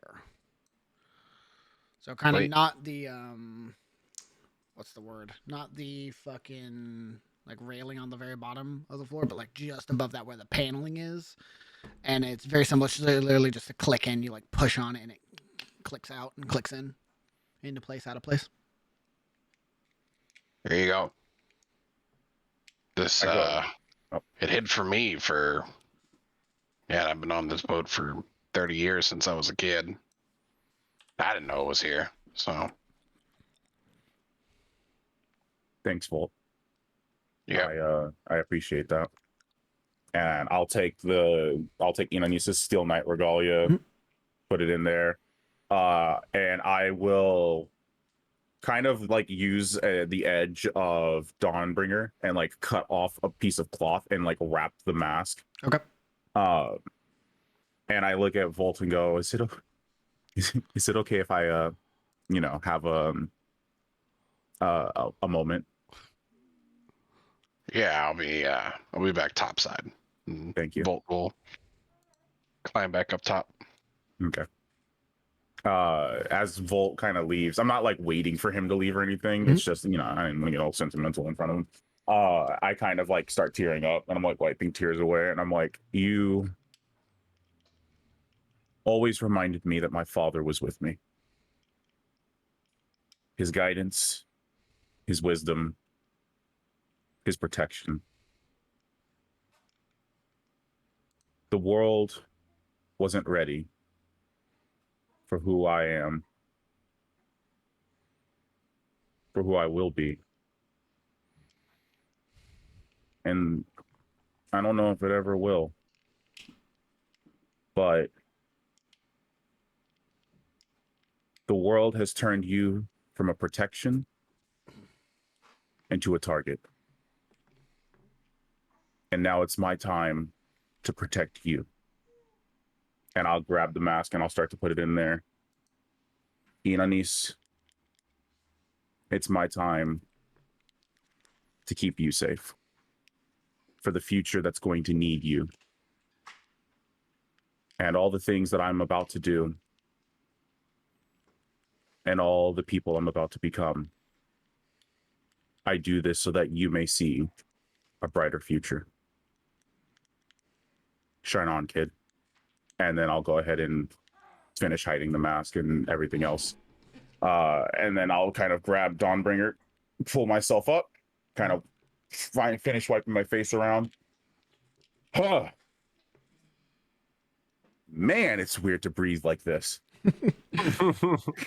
Everybody heads to sleep. Everybody gets some rest. Rocks, if you decide to pull the ship, anchor the ship at night, you are able to get a full night's rest.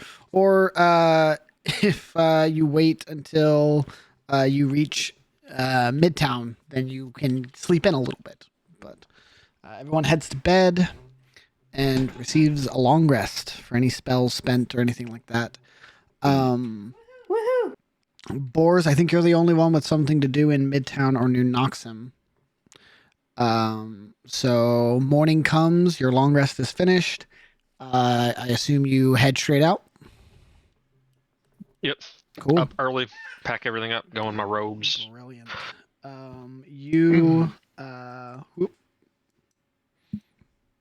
You wake up early, you head out, and I'll say, it's about, I'll say 8 copper cab fare as you head into New Noxim. You are taken all the way into deep New Noxim, where this red dot is right here. I just give him my silver, by the way. Okay, cool. Give him a little tip. Keep it Be clean. nice to him. Keep it. Yeah. I love it. You head into New Noxim. You arrive. They drop you right off at the front door. Some slight questions, like you don't get to just stroll right in, but after I tell them what guard told showing me your about notes, it and you give them the referral. They for the fact that like general information about a crime scene, they kind of take you at your word of like, oh, you must have talked to a Still Night. I give them the 3 names of some of the bodies. Yeah, you head on in. They escort you to the back. You see, this place is pretty abuzz. While death is not unheard of in Noximbres, it is one of the rarer crimes, murder. But you pass by a few kind of autopsy rooms. You pass by a few waiting rooms. You see that there is a handful of other bodies that have been put into wait until they are prepared to move to either cremation or head out into torch fields for the rare few who do get to be buried. And you're taken to a back room that seems to be their largest operating area, where you find 8 gurneys basically lined up in a row, all with the white cloth draped over them. And to the right of that, to that last gurney on your right, to the right of that, you see what is essentially a large bucket that has a drape put over it as well. Like a trough almost, just full of like a large, like an oil drum, but wider. Yeah. Okay. Yeah. Is there anybody in here? Yeah. You are escorted here by a Steel Knight. And then as you enter, there is a what appears to be like a coroner in long white robes. They are magically held up at his elbows. I would ask everyone to leave for the last rites. It's a very private affair. Even the coroner, or just the Steel Knights? Yeah, even the coroner. Okay. Only the priest and his subjects should be present for last rites. Gotcha. They kind of all you go into a whole spiel of the path between Kane and his subjugates are blocked by your interference, blah blah blah blah blah, and they just fuck it, whatever. You see the doors. It's just not worth talking to the zealot. It's just not worth it. There's windows on the doors and large windows looking into this room, so you're not going to be private, but they will leave the room, so you'll be that's fine to walk around and speak to yourself if needed. Yep. Cool. Yeah, they step out and you see they're just standing in the hallway, chatting to themselves, occasionally looking in. Yeah. I would perform last rites on each body, and then the individual pieces, I guess, from the bucket. Yeah. You have to. On top of this oil drum is a parchment, and it has 4 names written on it, and it's what we could find. I'd have a book out too that I was writing in, and if they ever ask, it's what I performed specifically for the church, it's our records. Gotcha. And I'd also I'd inspect the wounds and stuff and see if it matches anything specific, cool. What kind of weapon was used, stuff like that. Give me an investigation check with advantage because you're using literature to aid you. This is why we steal books, team. Steal them. Okay, so you go through and you're looking at these bodies, and you see that like the weapon marks, like a few of these bodies have like piercing marks, like they were stabbed. That all adds up. That makes sense. You look at the parts of the body that appear to have been like blunt force traumaed. And as you kind of look into it, stuff just doesn't kind of make sense. You know that murderers of this like magnitude, it's often like deep like bruising and then like cracked ribs and shattered ribs because it's like trying to get through their body and it's not met with the resistance until way later into their like chest. This seems to be very surface level blunt force trauma, like they were beat with something, like tortured, kind of. Yeah. It's more like the energy from like what you would assume this creature to use would like penetrate their body and then hit them really hard. This is like they're getting hit from the outside really hard. Kind of like you would expect the pressure to be coming out of their chest and hitting like the back of the ribs. This is the ribs getting hit straight on. Odd. Any idea what would cause that? It looks like they were beat, like hit with like a metal pipe or something, like literally like a blunt object. Really just got their ass beat. Okay. Could be. You also look and see that I'll say with that roll, what you notice is that these corpses have been deceased for different amounts of time. And not by like minutes. You see that they like the coroner has like left his notes in here. And you're able to like glance down at them without making it too obvious as you kind of move from gurney to gurney. And it appears that the non Abbott members of this murder, like not the family members that were killed, were murdered about like an hour and a half earlier than the Abbott family. And how many were non-Abbotts? You see that it would be, sorry, 3 of the full bodies that still lay in one piece, and all of the bodies in the bucket. Okay, were non-Abbotts. Yeah, so only 4, 5, 6, 7. 7 bodies were non-Abbotts. Okay, 7 of the 12 were non-Abbotts. Interesting. Okay.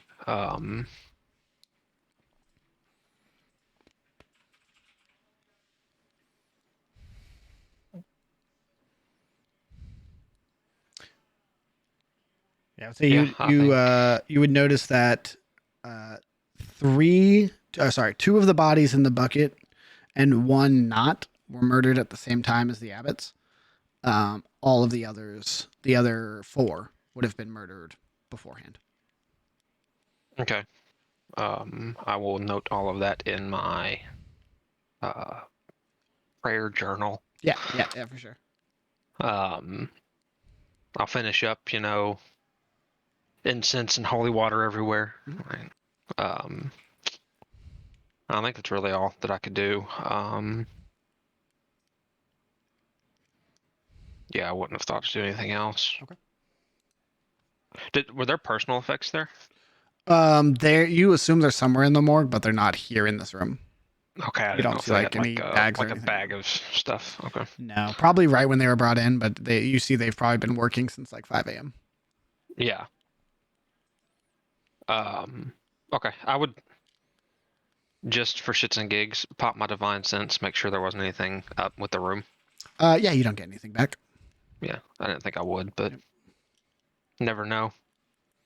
Cool. Okay. And I will head back. You head out. I'll say another 8 copper to get back, and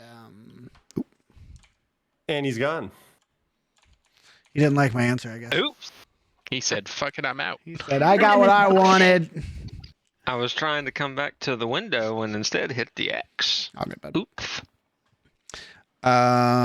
Yeah, you are able to exit the morgue, no issues. The fucking coroner like frustratedly gets back to work as you've interrupted him. And then like I said, 8 copper for cab fare to get home, and you are able to head back to Midtown with the rest of your crew.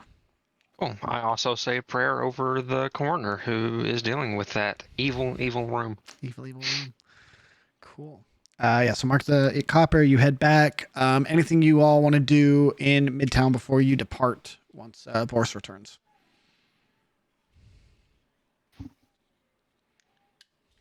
In Midtown? Nah. Nope. The fuck do you do in Midtown? It's the suburbs. Yeah, there's probably a park nearby. We could always go hit up a tavern. Is there a library? Day drinking. Yeah, there's libraries. Do a yoga class? Definitely some yoga classes. Yep. Could I go to a library and look for magic shit? What are you looking for? Spells? Not from a public. Not from a public library. No. Arcane for dummies. I love the idea. Anything else written by Yurkaz? That's what I was just going to say. Can I go to the library and look for anything else by Mr. Nair? Mr. Nair. Sure. Go ahead and. Or Mrs. You don't know. Give me an investigation check. 11. You go to, I'll say not necessarily a library, but you go to like a local bookstore, and talk to the owner there, and they have no works by and no knowledge of a Yurkaz Nair.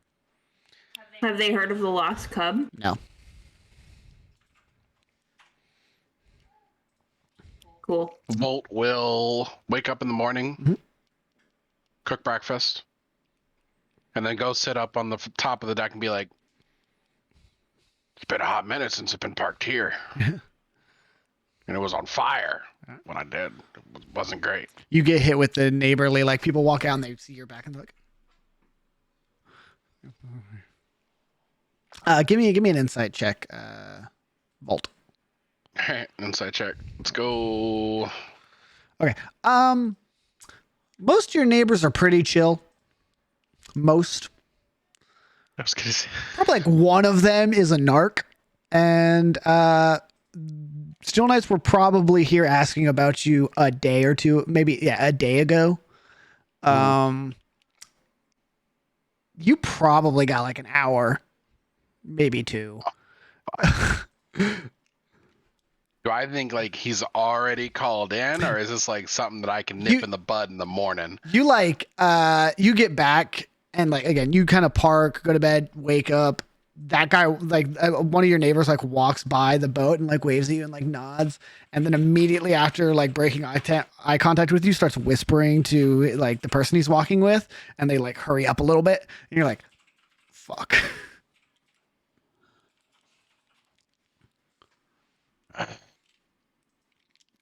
Dude, what time is it? That's probably around 9 o'clock, maybe getting close to 10. Okay, so I would be expecting Boris is going to be back soon. Probably pretty soon, but once he's back, you probably don't want to, wait around. Yeah, I'm going to go ahead and basically do everything I need to prepare to leave, except for lower the sails. Gotcha. Cool. I'll say like probably Wally probably gets back a little disappointed not being able to find anything at the bookstore, and then 10-15 minutes later a cart rolls up and Boris hops out the back of it. I'm like waving Boris like, come on. I'm just waving back. Nope, not what I'm trying to signal. Cool. I just give him like a head nod and just make my normal speed. Boris eventually gets on the ship. Volt, you fucking drop the sails and piece the fuck out of there. I'll say as you guys are probably about like 200 feet off the dock, you hear a lot of shouting and like commotion coming from behind you, and you see multiple carts have like rolled up to the docks now. So. And you guys head off. I assume you all Actually, I'll leave this up to a question. Where do you head? I believe we wanted to head east, correct? Mm-hmm. I assume Oz would know, sort of the approximate location of the Yurkaz building. Yep. Mm-hmm. I mean, gonna be like, yeah. Like, pull out a map. Yeah. Where? Oz, you would know it to be in this general area.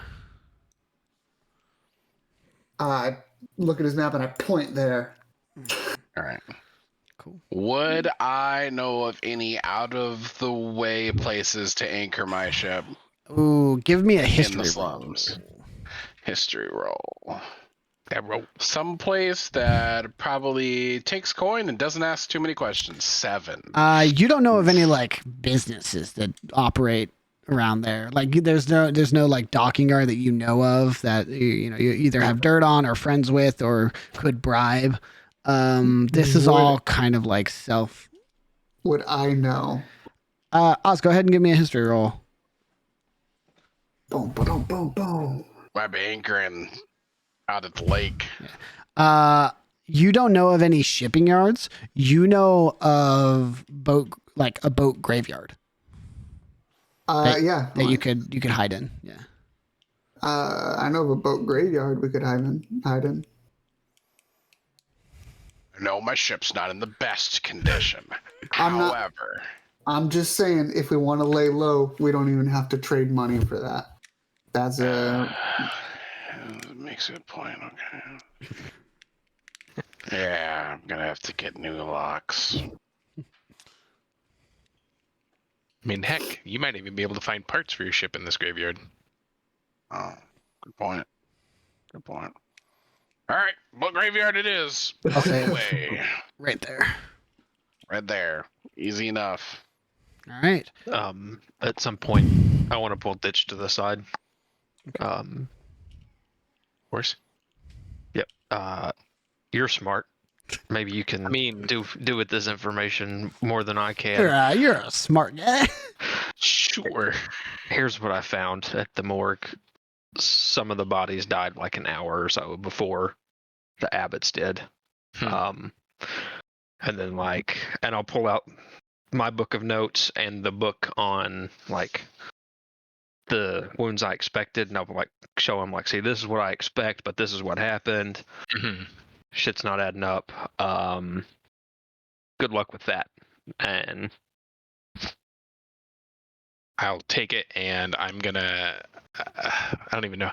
I will start, trying to piece it together as best I can. But DM, I don't know how much I would remember. I would have some sense of I can problem solve, but I wouldn't have all of the knowledge of what I had known before. This is a lot of critical thinking skills. So it's not necessarily related to prior knowledge. Okay. You probably wouldn't have even had prior knowledge related to this topic. But I'll say with Boris's aid of notes, go ahead and give me an investigation check with advantage. 20. Cool. With a 20, I'll say you get your pick. I'll either tell you something about the wounds, like the cause of death, or I'll tell you something about the time of death. Well, we kind of already know the time of death, or at least a little bit. I will go for the wound. Okay, cool. Then I'm going to ask you to make a history check with advantage. Okay. 18. Cool. You think back to about 3 days ago, maybe 4 days ago. I lost track at this point. To fighting outside of the Gentle Star. And you think back to chasing that individual around the corner. And the impact you received when that happened. That felt like getting hit in the chest with a baseball bat. Yep. It did not feel like something was affecting you internally. If that makes sense. Mm-hmm. So I'll kind of like look over the notes and kind of look over the way the people died, and I'll tell Boris, well, it looks like these bodies were probably hit with some kind of force on the day that Wally's shop was destroyed. I tried to chase an individual down that flung me across the street with some kind of blast. I don't know if it was some form of magic or some other type of spell or something that knocked me flat. This probably is something similar to that, but really, really more powerful. Okay. It might be the same. I don't know if this spell or whatever it was stuck on that one like if this only one person knows it or if it's a select group, but I'll keep digging. I'll keep doing some research and see what I can find. Okay. You're gonna have to do without this, but I'm gonna take the book from the library. I've already copied it. Okay, cool. Because church doesn't like non-church members having our books. Yeah, without even you knowing it, as he was talking, he was like, he's not even looking down as he's like transcribing the notes and shit, and he doesn't know he's like, oh fuck, I already have a copy. Well, cool, we're good.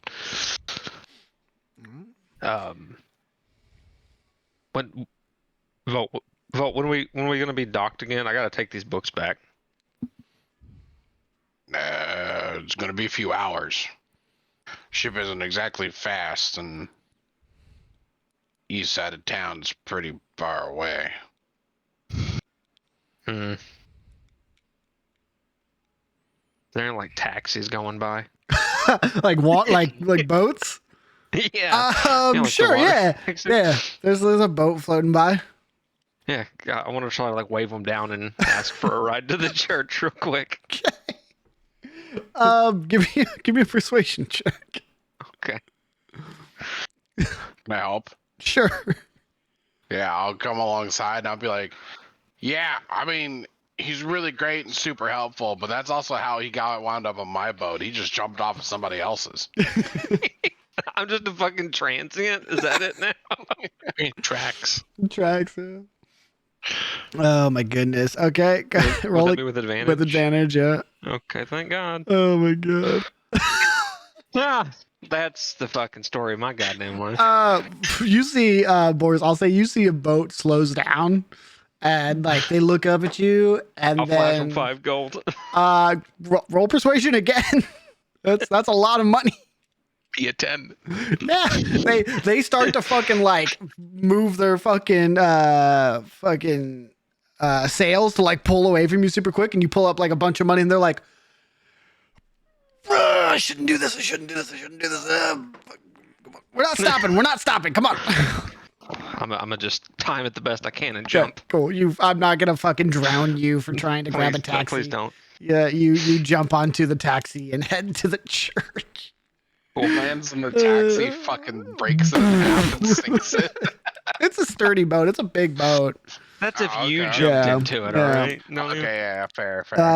Volt, you take your ship into, oh God, what did I name this fucking lake? I forget. You take your ship into the lake and head off to the shoreline of East Haven. And as Oz describes, you see that there are multiple still floating vessels, but just damaged in other ways that kind of make them unsaleable. Some have their masts fully like snapped in half. Some are like solid enough that where they sit in the water, they don't take on water, but like a foot above, there's massive like ripped holes in the side. Some have like no rudders. They're like snapped, and then the entire like rest of it is just in tatters, barely functioning. And then there's some that are literally sitting on the shoreline that are literally fucking snapped in two, that just have been left there for ages. This is like Volt's playground now, because he's looking at all things like, well, you know what? I imagine if we took it off, it'd probably still be and it's bigger. I mean, it's on a bigger ship than mine. So if we cut off the bottom like 6 feet, it should fit just about. Yeah, we could transplant that over. I just took an artificer to a junkyard. God damn it. Yeah, you were able to find a spot that kind of sits between two of these really fucked ships that are like fully broken, and you kind of squeeze right in. And are able to drop anchor right up on the docks, and it's a tight fit. It's gonna be hard to get out, but you are camouflaged. Volt is then going to pull out the paint can again, and he's gonna jump over the side, and we're gonna repaint the ship to a different name. You give it a new name? Yep. Cool. Ooh, can this one be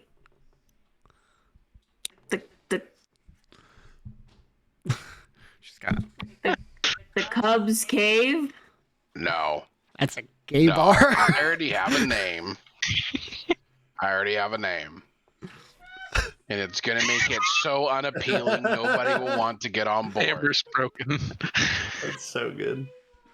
As Volt jumps off the ship, paints off the Moonlight's Embrace, and then starts painting the leaky tub. The leaky tub? Sounds like a tavern. Yeah, it does.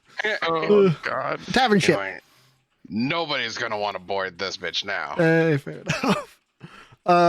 Yeah, you are able to quick, like sloppily, even better. It sells the story even more that it's sloppily painted. And you are able to, just do a quick license plate swap. Do you do anything else to disguise the ship? I mean, well, he'll probably go like hop to some of the other ships, and if they have sails, he'll just like tear some of the sails off and then drape them over the deck, so that anybody looking at the deck will have a partially obscured. He'll cover like the entrance to the lower deck, so people can't just like look in at people coming in and out. And kind of make it a little more private. Yeah, kind of like cover some stuff up. Hey, maybe there's a hole under there. Maybe there's not. Who knows? And just kind of drape everything up. Sweet. Sounds good. You all are able to disembark the leaky tub into the slums or East Haven. Boars, is there anything specific you wanted to do at the church, or you just dropping the books off? Dropping the books off, and I'm going to get one of our bigger boats, like bigger transports, and take that back. So we have a way around minus having to move the big ass boat. Gotcha. So you would know that the biggest thing you got is probably like a speedboat, but without the motor. It's probably sits like 5 or 6, not including Volt. So it is functional. It is not a solution. Cool. It's just something, Yep. You are able to return to. I'll say where they're going. Like you know on the map where they're headed. If you wanted to park up here, you could probably meet them there at the same time. Okay. I mean, I'm assuming there's a safe place to park. Yeah. Then sure. Yeah, you would know that there's probably like, and again, the fucking church is really good at putting their fucking name on shit. So everyone who sees this boat is going to know who it belongs to, and what would happen if they took it. Yeah, you just won't have kneecaps anymore. Cool. Once we're docked up, Volt's gonna try and pull Matt aside. Okay, sweet. Yeah, what's up, Volt?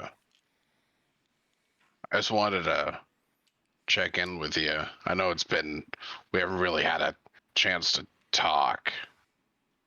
Like, I've been busy, and then I've been trying to take care of Inani's and his shit, and then I had to kill my boss, and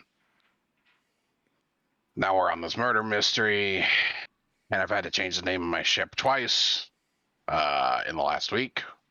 Usually don't have to do that, like, every other month. It's been busy. But we like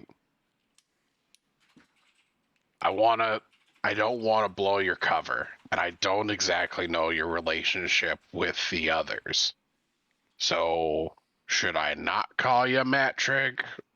I mean, I know you're not really a Finley anymore because your dad was being a douche, but I mean, like, keep it on the down low, don't really tell anybody, that kind of thing. I mean, to be fair, you already did call me Matrick. I think everyone at least knows that part. Sorry about that. Yeah, it was more of like a, I guess, my way of, I guess, trying to start my new life. I mean, I guess it won't hurt if they know. I'd like, specific people to not know. Well, But maybe not Oz and Wally. I don't think Ditch would care. Boris doesn't care. yeah, Inanis might care. Inanis definitely might care. Let's just stick with Matt. All right. You okay? I just, try to not think about it. I mean, if I'm being honest, I guess this game depends how if you're thinking glass half full, might be the best thing that's happened to me because, to be honest, I had absolutely no idea what I was going to do with my life after all that happened. Well, glad you're having fun, sport. I mean, it's not though. My life upside down. This game's hard. Thought we were going to be doing stuff. Yeah. Usually, when people try to play games with me, at this point they have an axe in their skull. But usually I also have people to point me in the right direction. I don't usually do the whole finding them thing. I get told where to go and then I ex-nay the problem. Mm-hmm. It's difficult not having any support or the backing of the Steel Knights. I don't even know if I'm going to be able to go back. I killed my boss. That's probably not great for my promotion chances. Well, I do have a haystack, and we could get more hay. It's on that corner of, Yeah. I'm just, honestly, still kind of surprised you're alive. Everybody assumed you were dead. Again, me too. But maybe that means I'm supposed to do something important. Wow. If you need someone to talk to, I'm here. Also, in fights, just stay behind me. I'll do the best I can. Thank you, Volt. That means a lot. Yeah. Between you, Inanis, I really don't know what to make of Boars. I don't. He's so one-track mind, which I suppose he's a member of the church, so isn't terribly surprising. But the others, I don't know. Well, I mean, if my opinion means anything, I think the others are good people. But Boars is the one I have no idea. He seems like he's got his own thing going on, that's for sure. Good people is like good company to be around, not going to stab you in the back, or good people isn't like morally good, still going to rat you out to the cops if they catch you breaking skulls. Well, it's an important distinction to make.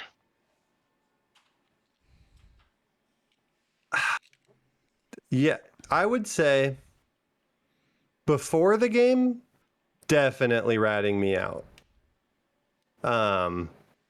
Now, I think I think it feels like we're kind of forced to get along, and at least from my perspective, it seems like it's kind of working. Starting a gang. All right. Wow. We should probably catch up with the others and get off the boat and go into town and go see whatever this building is. And thanks again, Bolt. It really does feel good to know that you have my back. Yeah. Well, let's go. Let's do it. All right. You kind of catch up to the rest of the group, who is probably following Oz's lead at this point, as you head to almost northern East Haven.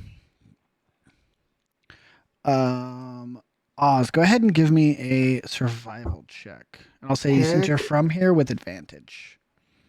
Yes. Let's try that again. There we go. 12. Okay. 12, you are able to get pretty close. Like, again, this is a place you've been to before, and two, kind of your backyard. Even if you haven't been like right to this building specifically, you're able to like understand general distinctions of like, okay, this shop would exist in this part of town. Mm-hmm. So you are able to head up to the streets, and you run into this kind of not necessarily alley, but one of those like thicker, like wider alleys that still have like storefronts inside of them. And as you make your way, probably about halfway down this street, you see the sign you remembered when the name was brought up. And you look up and you see it still sits there like kind of half, but it's basically a corner at this point that just has that YRA on it. And you, Matt, and who is currently in possession of the Lost Cup? Wally, the three of you look up at this, and the sign kind of flickers, and the other corners, the last 3 quarters of the sign, are completed with an illusion. You look up at it, and it reads, Yirikaz's Magnificent Cave.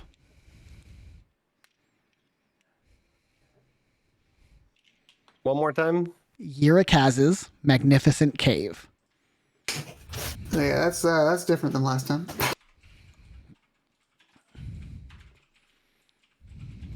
The other 4 of you just see a broken down sign. I turn to Ditch and I I point at it and be, look, it's different. It's the sign. It's the broken sign he was talking about. No, you don't see it. Oh. See what? The hell are you talking about? It's a sign. I'm the perceptive one here. What the fuck? It's magic. It's magic. Right. Well, how about we go inside to determine if it's magic first? I kind of give Volt a look like, who are you to tell me what's magic and what's not? Ooh. I'm a wizard. Cool. And then I kind of go toward the door, like stomping. Who is the first to the door? Wally? Yeah, I'll go. Wally, you see a very broken down, it's still barely hanging on its hinges, thick wooden door. If you want, you can reach out, pop that open. Can I knock first? Sure. Yeah. I'll knock first. There is no answer. Okay, I'll try to open. You open the door, and you look in, and you see a kind of distraught, abandoned, very dirty, what would have probably been a storefront, kind of similar to your own, larger, about twice the size of yours. A large counter in the back. This is just from the door front. Like, you haven't even stepped inside yet. You see a disheveled desk in the back, or countertop in the back. 2 large stairwells that go up each side of it into different alcoves on each side. And do you enter?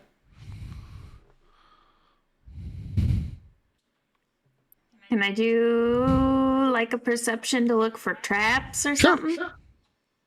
Do we see those that can't see the sign? Like, do we like look in and see the same thing they're seeing, or does it look like an abandoned building? It's still an abandoned building. Like, you see the same thing Wally sees. Wally, you don't see any signs of any traps. Ooh, lots of magic here.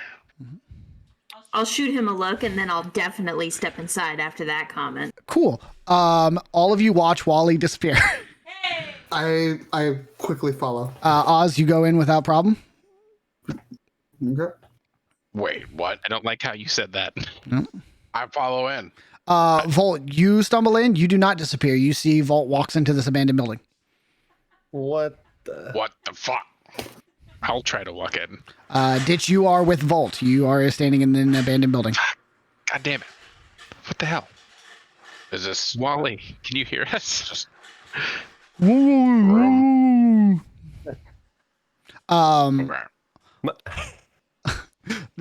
anybody else try to go in at this moment? Yeah, my turn. I'm Matt go in. disappears.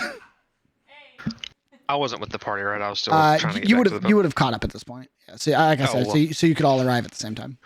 Okay. Volt is going to If start. I see some of them disappear, I want to try to walk through. Boars, you walk in. You're standing with Volt and Ditch. God damn it.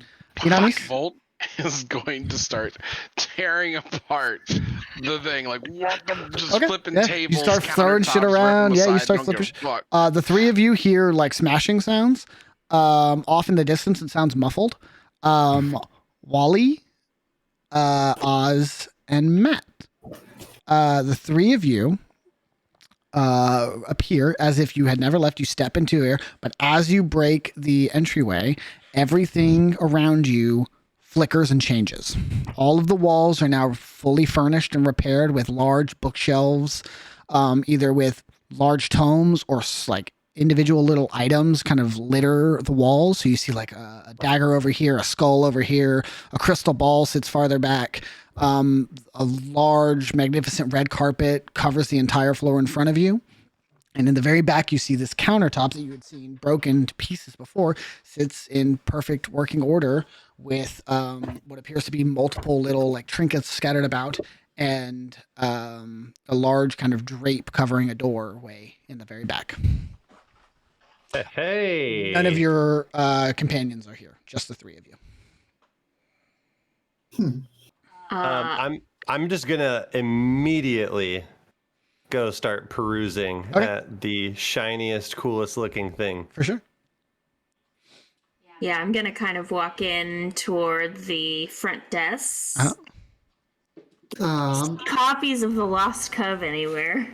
You see, God damn it. You see on a stand on the front desk in kind of that like lean back book holder, autographed, like big quill mark on the front of it, a first edition The Lost Cup in pristine condition. Dang. Very cool. Very cool. I'm going to just kind of be like watching around, and I want to try and see, like, listen or see if there's signs of anybody else being here recently. Okay, give me a perception there check. now. Yeah, give me a perception check. Yeah. Boop.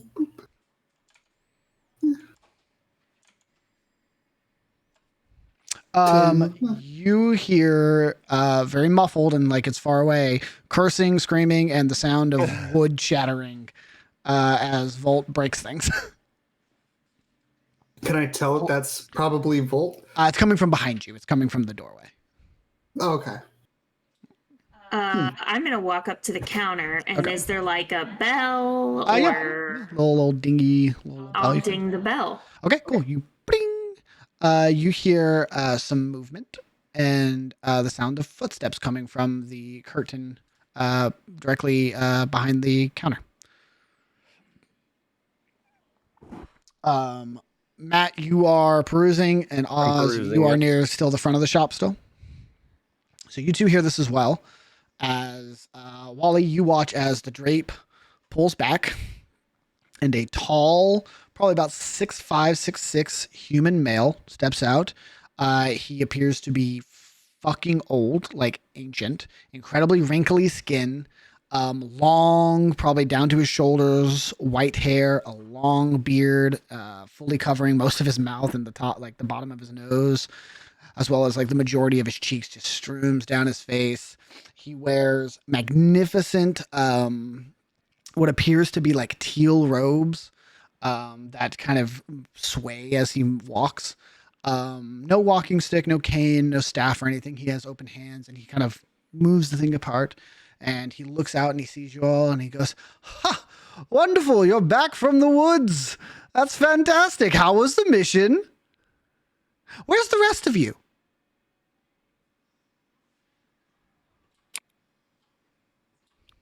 Sir, I don't know who you think we are. Oh, I'm too soon. Oh, it's too early. Oh, I'm sorry. Hello. And he like takes a deep bow and he goes, my name is Wizard Eurocraz. Who are you? He winks at you, yeah. If you look at Wally, you'd see he's basically met the person he wants to be when he grows up. So like he's kind of like super excited to be here. What if he is meeting the person that he is when he grows up? I'm gonna kind of like look at my buddies for reassurance, but then be like, I'm Wally. Okay, Wally. Who are you, young man? And he points at you, Matt. My name is Matt Jones. Matt Jones. What a nice name. And you already know who I am, but I am Oz. Oz. I am definitely meeting you for the first time. It is a pleasure. How do I say this?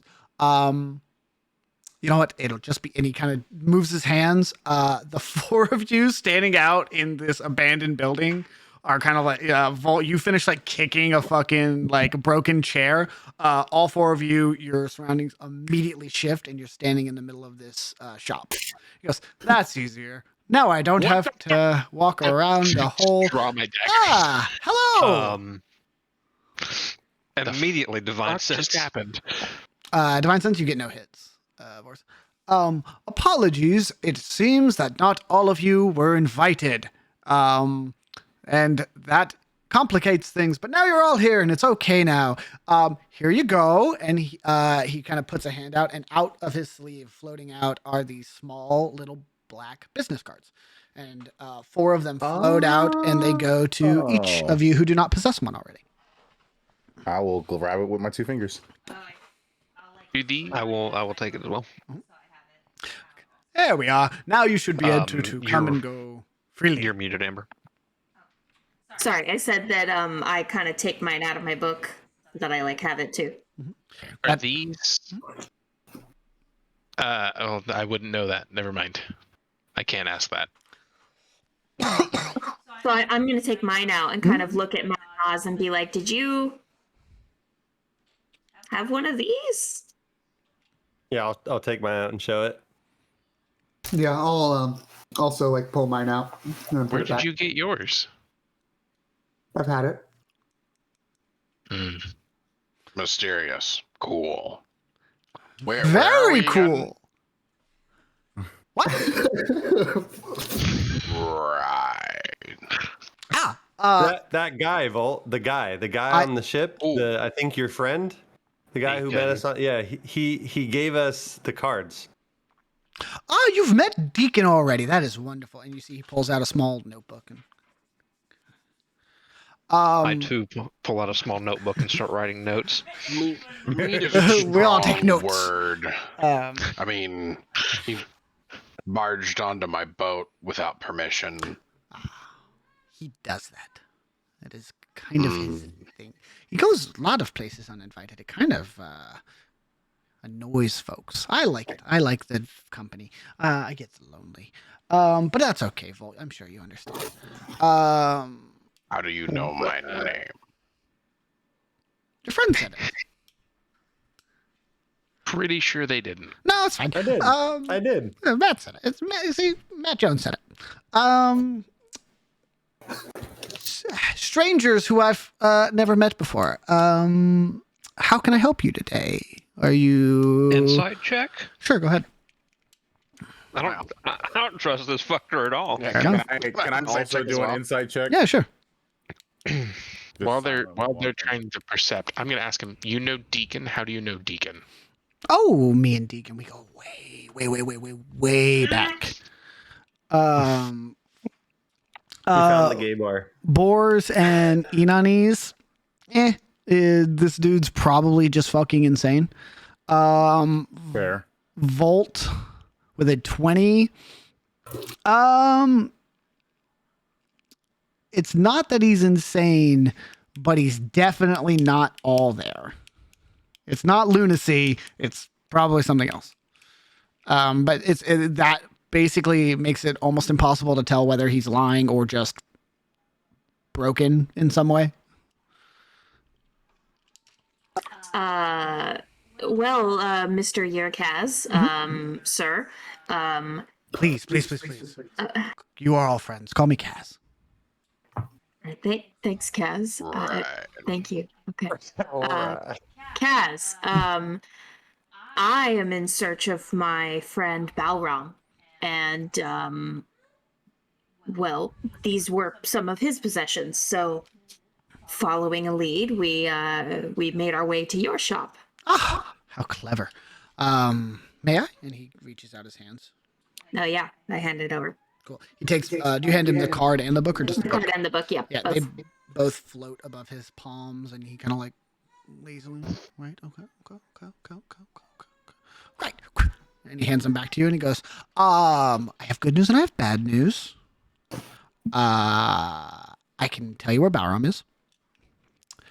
I don't think he wants to be found. Okay. Would you He's alive, though. Oh, surely. I've tried to kill him myself, and it just doesn't stick. Wait. You tried to kill Balrog? Oh, you've met him. He asks for it sometimes. Quite infuriating, the little man. From time to time. Yes. Right. So, I'm not saying that he is captured, but I'm not saying he's not captured, if that makes sense. He's captured, but he doesn't want to be found? Kind of. He could leave if he wanted to, but the people holding him don't know that. So he's just kind of waiting. He's just kind of riding this situation out. I trust that Balram knows what to do, so I don't need to know anything more. Lovely. But it seems like you know who we are. Never met you before. But that's not what I said. What?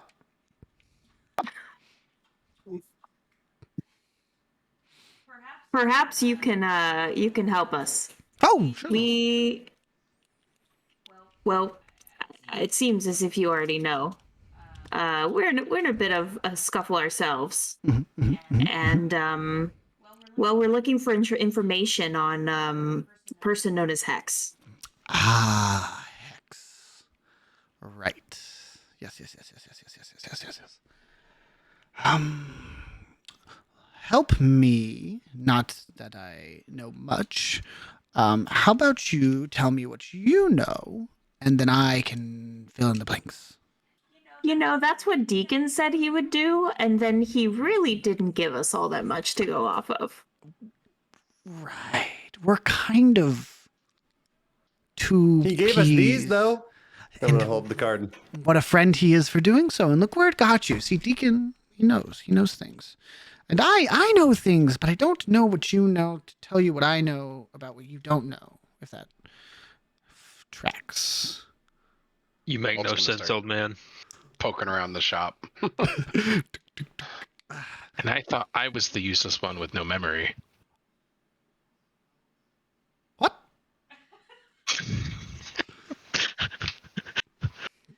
Here, this will save time. And he goes behind the counter, the front counter, and he kind of leans over, and you see like tomes flying over his head.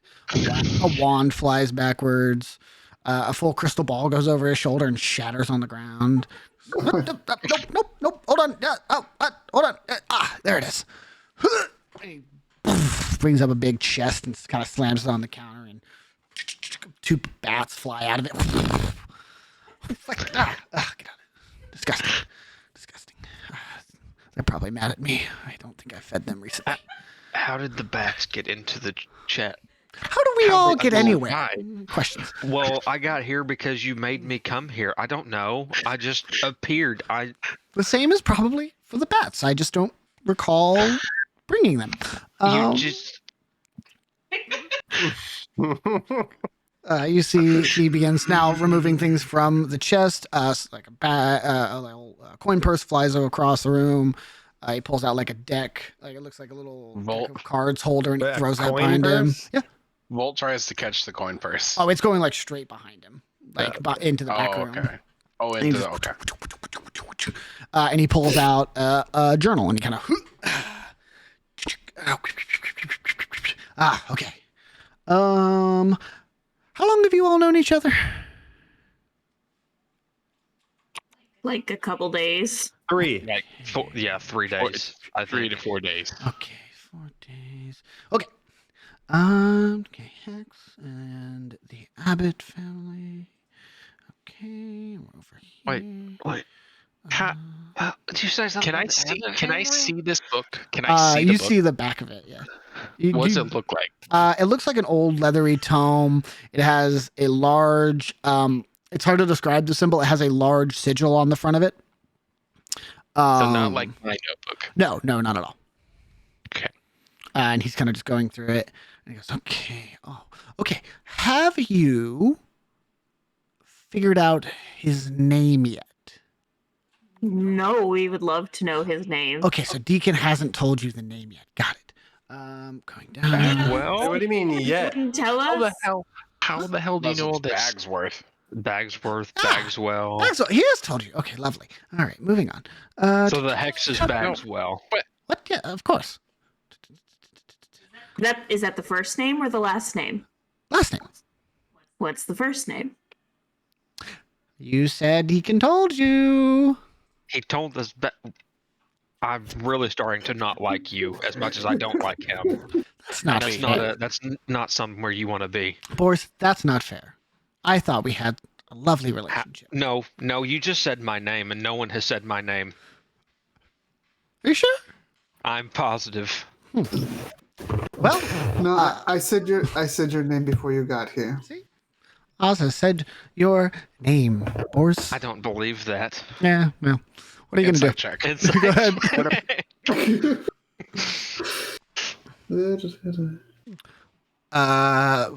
I'll say, Boris, Oz might have said your name. Oz talks a lot. It's very unclear. Volt, probably not. Probably not true. Like, just from, like, context clues, this guy's probably funky. Like, something's not right here.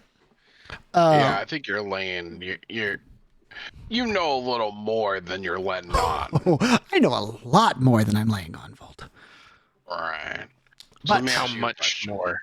Um, And Ditch will say that with like a stone face, like I'm not taking any bullshit anymore. everything? Okay. It's like. Well, let me ask you this have question. have you really ever? quick. Yeah, of course. There's just one question that's been nagging me. Okay. And that is, how am I involved in all this? Why me?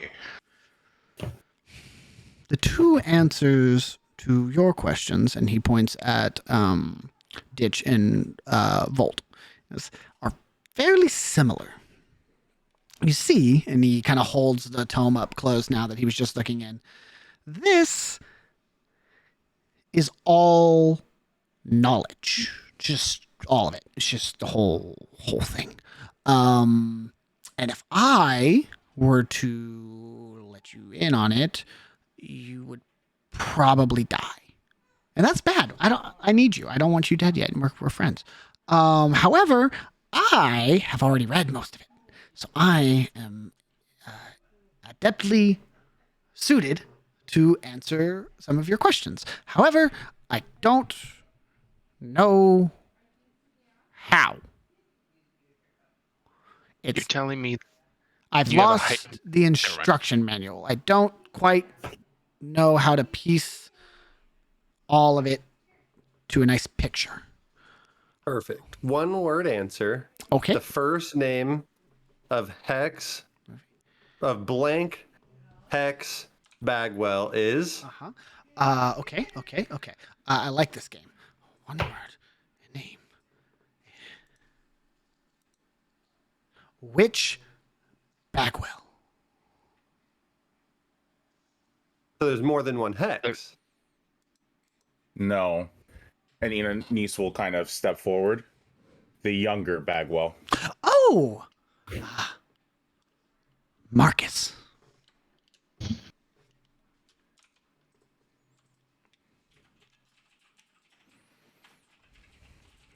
What about the older Bagwell? Francis.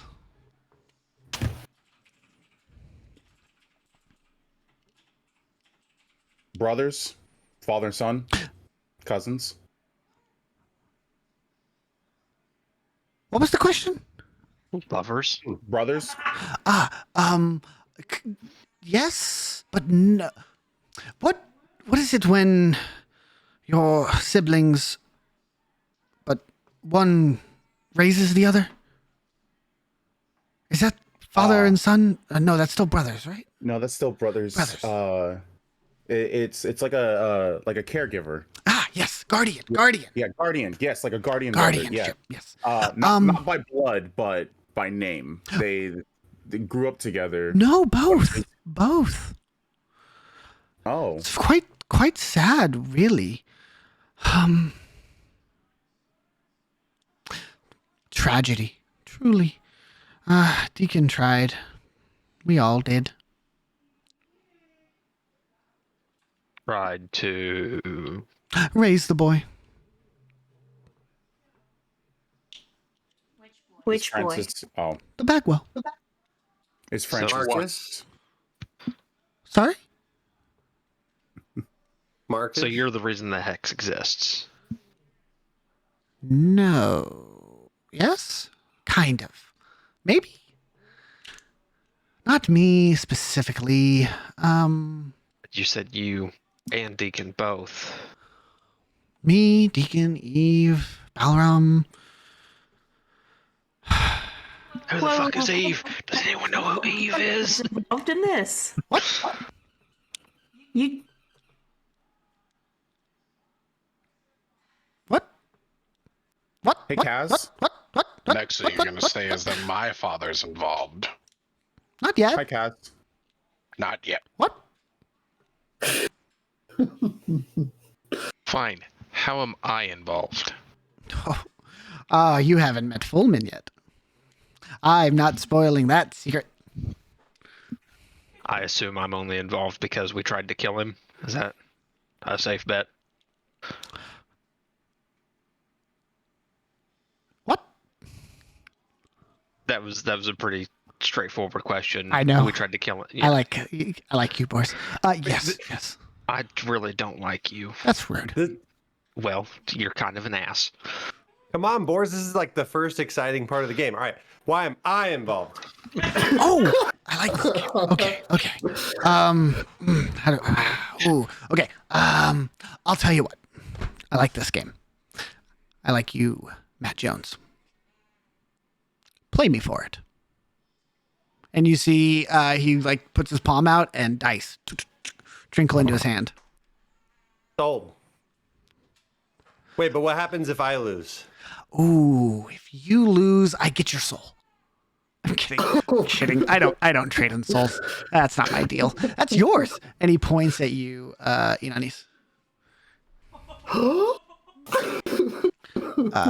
I am a keeper and vendor of secrets.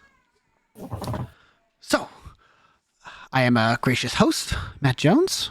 Would you like to go first or second? But if I lose, like nothing, just no answer, and that's it. If you lose, Bros, you do me a favor. All of you, do me a favor. Is it an easy favor? It's not difficult for someone of your stature. Is it a dangerous favor? Oh, definitely. All of us do you a favor for Matt figuring out why he's involved, or all of us do you a favor if he wins, we all get to find out why we're. Well, it makes a good point. How about I do you a slightly more difficult favor if I lose? Oh, this is something requiring team effort. How about this? Again, I like to be fair. And I'm getting the sense that a few of you are not quite happy with the answers you're getting. And I apologize. I am not quite happy with what I can provide. I will give you a direct, no bullshit answer to Matt's question about why he's involved. And one more. You get another question. Or if I lose this roll, we do you the favor. Exactly. I'm gonna just look at the group to see how they're feeling about it. Yeah. Or just Better deal than we've had so far. I'm just very annoyed with this man. I think we would need to talk about what our second question would be. Let's see if we. That's Isn't it easy. obvious where to find the hex? Exactly. Yeah, But that could only give us the answer of where he is now. Okay, where to find him at 10 a.m. tomorrow. There you go. So? devil's in the details, I suppose. I have nothing else to lose. Deal. First or second, Matt Jones? First. Then roll, and he hands you the dice. Okay, and I do. Is it out of 100? Do 100? Yep. Okay, there we go. Very neutral. Oh wait, I just rolled 100. Yeah. Don't do that. Oh. One D 100. 1D 100. Yeah. All right, there we go.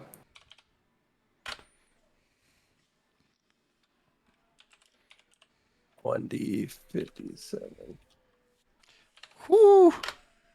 Woohoo! Exciting.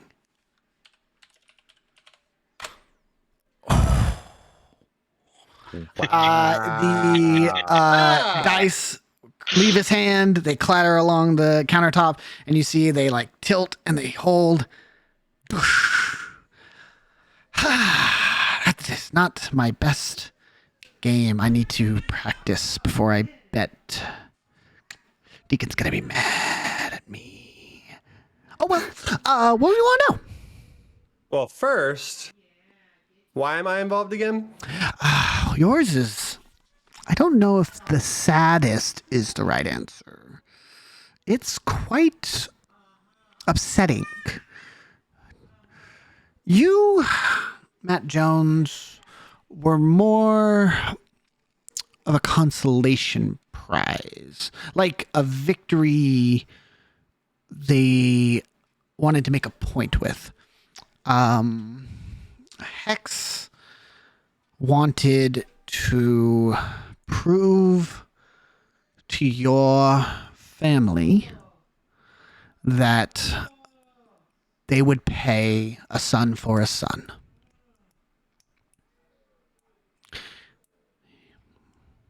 It was to get even, sadly. Once you were removed from your family, your protections dwindled, but the name stuck around, and Hex was able to find you in Canvas Square and lure you in.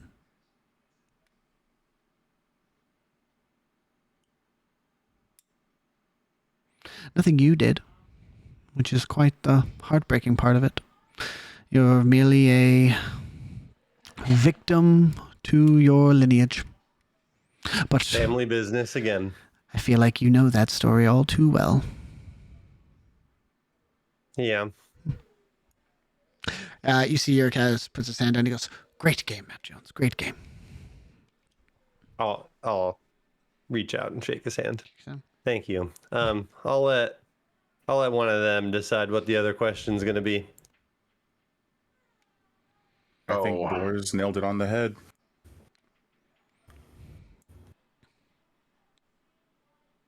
Can I ask you a question before we ask the specific question? So not the question, but another question. I cannot promise my wits, but I can promise an answer. Any way you please. Okay. He's just going to lie to you. Oh, are you ready for Hex? Oh. Are we as a whole? If we were to face him tomorrow. I believe, and you see he kind of scans the room as you all kind of have moved into this almost crescent moon shape. He kind of scans around and looks at all of you. You could win. You certainly have the merit and the equipment. It merely comes down to choices in the moment, I suppose. Will you do what it takes to leave victorious in whatever fashion that forms for you? Or are you merely checking a box because someone told you to? Good deeds done for the gratitude of others is not a good deed done. It is bolsterous and false in nature. If you wish to stop Hex because he is evil and causes havoc and murders and is overall bad, your chances increase. If you do it because you're paid or you want to save yourself, odds are shifted. One's mindset and one's heart in the heat of battle decide many things. And for you, Voltmagris, I think your heart is shifting a lot as of now. All of yours are. So I suppose the most simplest answer I can give you is I don't know. Because I don't know which group is going to walk in tomorrow. The one I see before me and the one I've seen before. Or someone completely unknown to me.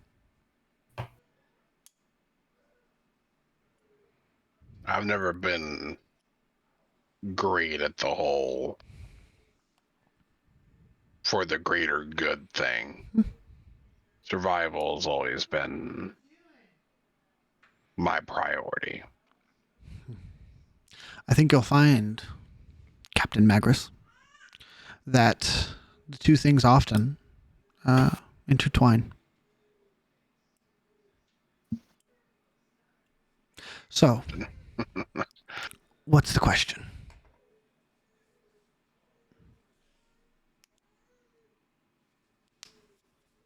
Well, Boris, at the end of the day, you're the one at least who set me down this path. If you want to ask the question you proposed, I don't object. I'll look around at the group to see if anyone is against the question of where to find him. I don't know that we're ready. You're going to know until we go. I don't feel ready. That's the thing about being ready. You'll never be 100% ready. If that's one thing I've learned. You won't know if you're ready for it until you're already in it. And sometimes being in that situation is when you become ready. It's when you don your armor. It's when your blade is at its sharpest. We cannot wait to be ready. We just have to be.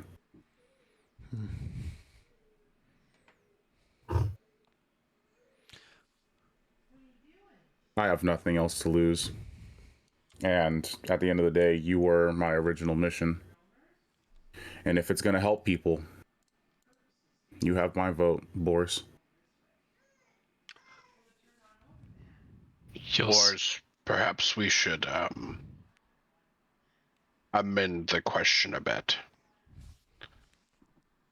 Instead of asking for a specific time where we can find him, let's ask for when and where we can find him alone. Because just because we can find him tomorrow doesn't mean he isn't going to be with a whole entourage of guards. I figure the more specific we can be, the better off we'll have it. I want to do an insight check. Okay. On our friend here and see how he's responding to us having this conversation. Okay. This guy, you see his eyes are watching individuals in the group, and as the people speak, his eyes kind of like flick around to each member. He looks like he's watching 5 different conversations at the same time. Okay.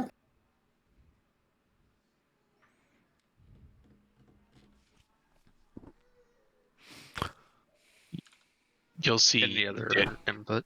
Oh, go ahead. I like Volt's question better.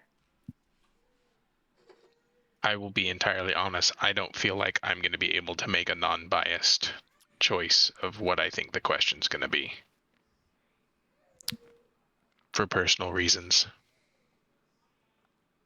Ioannis will kind of walk over to Ditch and put his hand on his shoulder and go, "Don't worry, my friend. I completely understand. Deep down in my heart, there are questions that I personally see as more important than what we're trying to ask now. Mysteries I'd like to have solved. A life that I'd like to remember. And I'm sure you feel the same way. You want to solve those mysteries. But if we skip to the end of the book, does that give us what we're looking for? Yes, we get the answers, but how much do we miss in achieving just the one answer?" Oh, I completely understand. And you'll see Ditch, is that book that he had still out and visible? Yeah, he's holding it like closed in his hand. Ditch is just staring at it like daggers through that book. Well, no, it's you're right, Ioannis, but you at least have a name.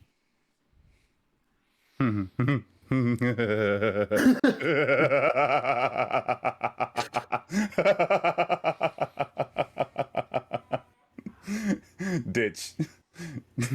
Don't you understand?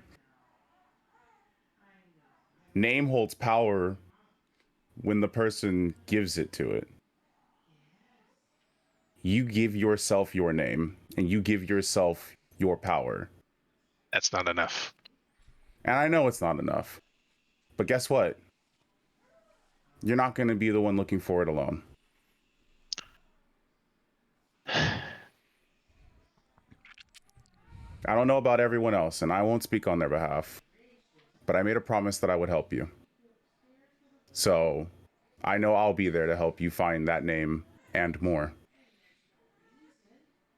Besides, I'd like to find mine too.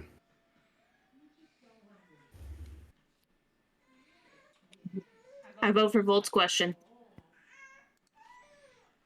Okay. Agreed. Well, if there are no other inputs or insights, where can we find him where he's alone and that will be most advantageous to us? And when? You see he opens the book, kind of looks into it, and the eyes kind of get misty and gray. He stares into the book, closes it.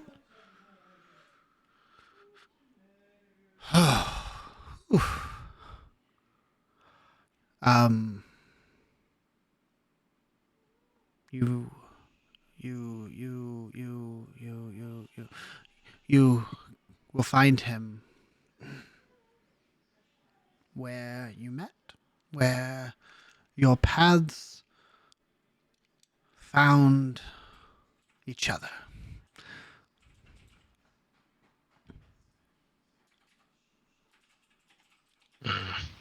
When?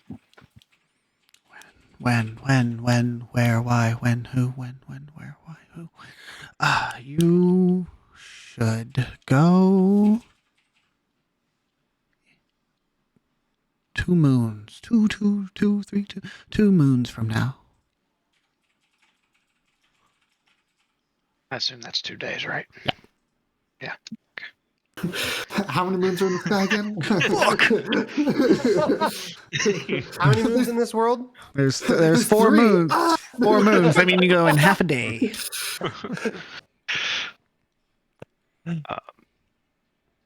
Well, unless anyone else has anything to ask, I suggest we go and prepare.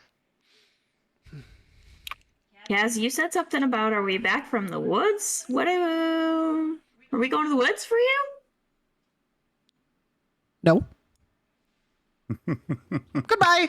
And he puts his hand out, and all of you skid across the wood as you are ejected from the store. And I need everyone to give me a dexterity saving throw. Mm-hmm. You know, I really hate that you make me roll for so much shit when I'm not good at everything. Oh, wow. If you complain enough. Have you noticed how Pierce always bitches before he gets a nat 20? Yeah. I've learned how to play the game, all right? Okay. Inanis, bust his ass. Ditch, you're standing. Wally, Boards, you're both still standing. Volt, on your ass. Matt, on your ass. Oz, you're still standing. As you are shoved out of this door and back onto the streets of the slums. I'm gonna try and like catch Matt on our way down. Okay, yeah. I'll say you just kind of wrap him up. Yeah. Yeah, for sure. I'll help Do you we on still have the card? Yep. Thanks, Boris. Yep. Okay. I'll kind of look at it, stick it back in the book where I was, put it back in my place. Sure. I'm gonna take my hat off and I'm gonna tuck it up underneath Nice. the brim. Love it. Yeah, just put it back on. I'm kind of like wipe myself off and be like, dang, I was hoping he'd have a scroll or something, like teach me something new, but then he just kicked me out. He just kicked me out. What the heck? Dude's got a hyper Webster. It's driving me nuts. If we survive, Awesome. I don't see why you can't go back and talk to him again. Especially now that we all have keys. When Ditch takes off his hat, yeah, I want to get a better look at him. Okay. Give me a perception check. Volt's going to pull back his breastplate, pull out his book with his family crest on it, stuff the business card in there, back behind the breastplate. Sweet. I don't know. Ditch. Hat off, 19 perception. When he takes his hat off, so you'll see his hair, and it looks almost like just ash white. Like just completely ash white. Same pale complexion that you've seen, but on his neck over here, you see like jagged scar lines. It doesn't look like it's a cut, but it looks more like a burn, but they're in intricate lines, just like going up to about here on his neck, but you can see that it goes underneath his shirt.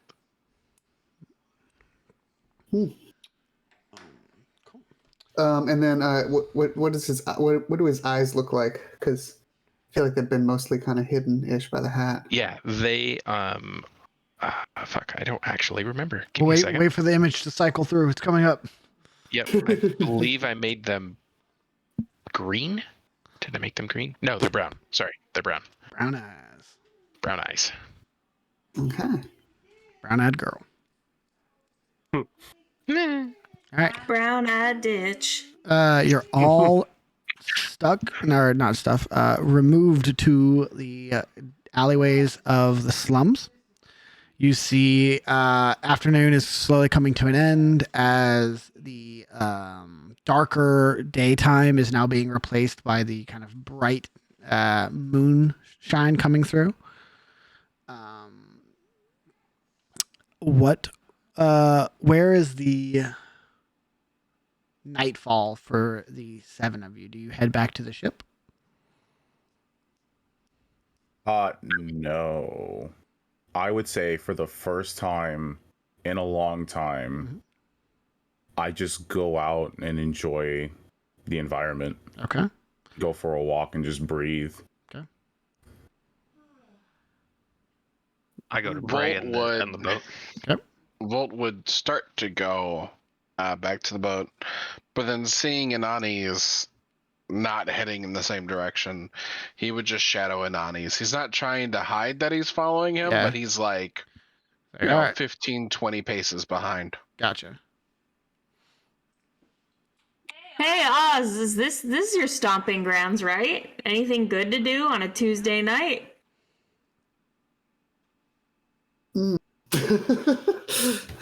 What's a Tuesday? I don't know. On a night? Oh, Fantasy Tuesday. I understand now. For Tuesday.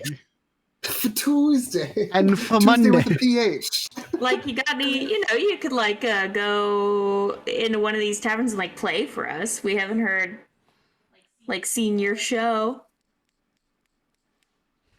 Bro, you keep doing all this practicing. I want to see. Yeah. I think we could all use a drink after that weird, whatever the fuck that was. Yeah. How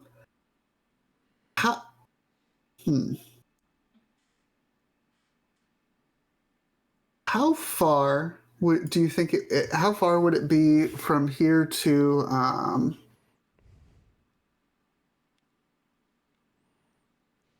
the store that Oz's parents owned before it burned down? Good question. I would say you're probably like an hour, maybe 2 out. Okay. And then are there any bars around there? Like, yeah, for sure. Yeah. I want to just go to one of those bars. Okay. Nope. Sounds good.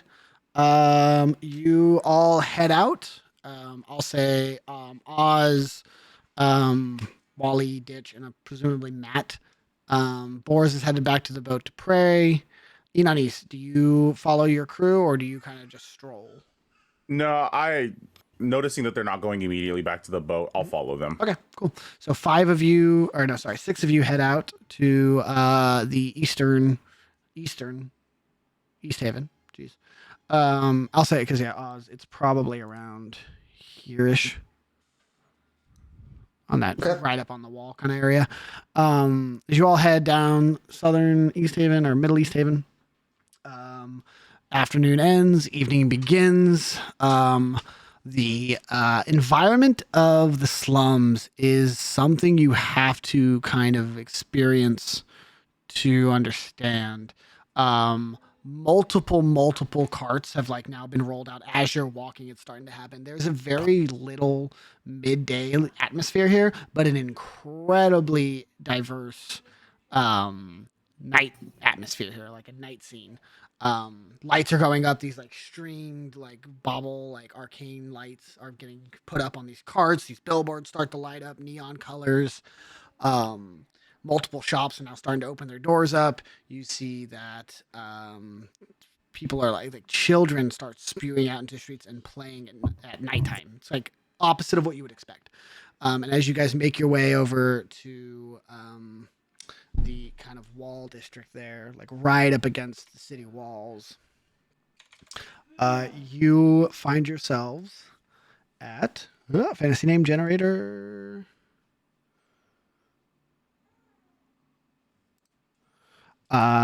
You find yourself at the Long Oak Tavern.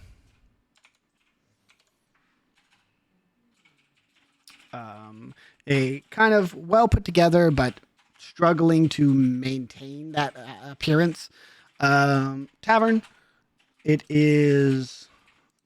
One sec. Okay.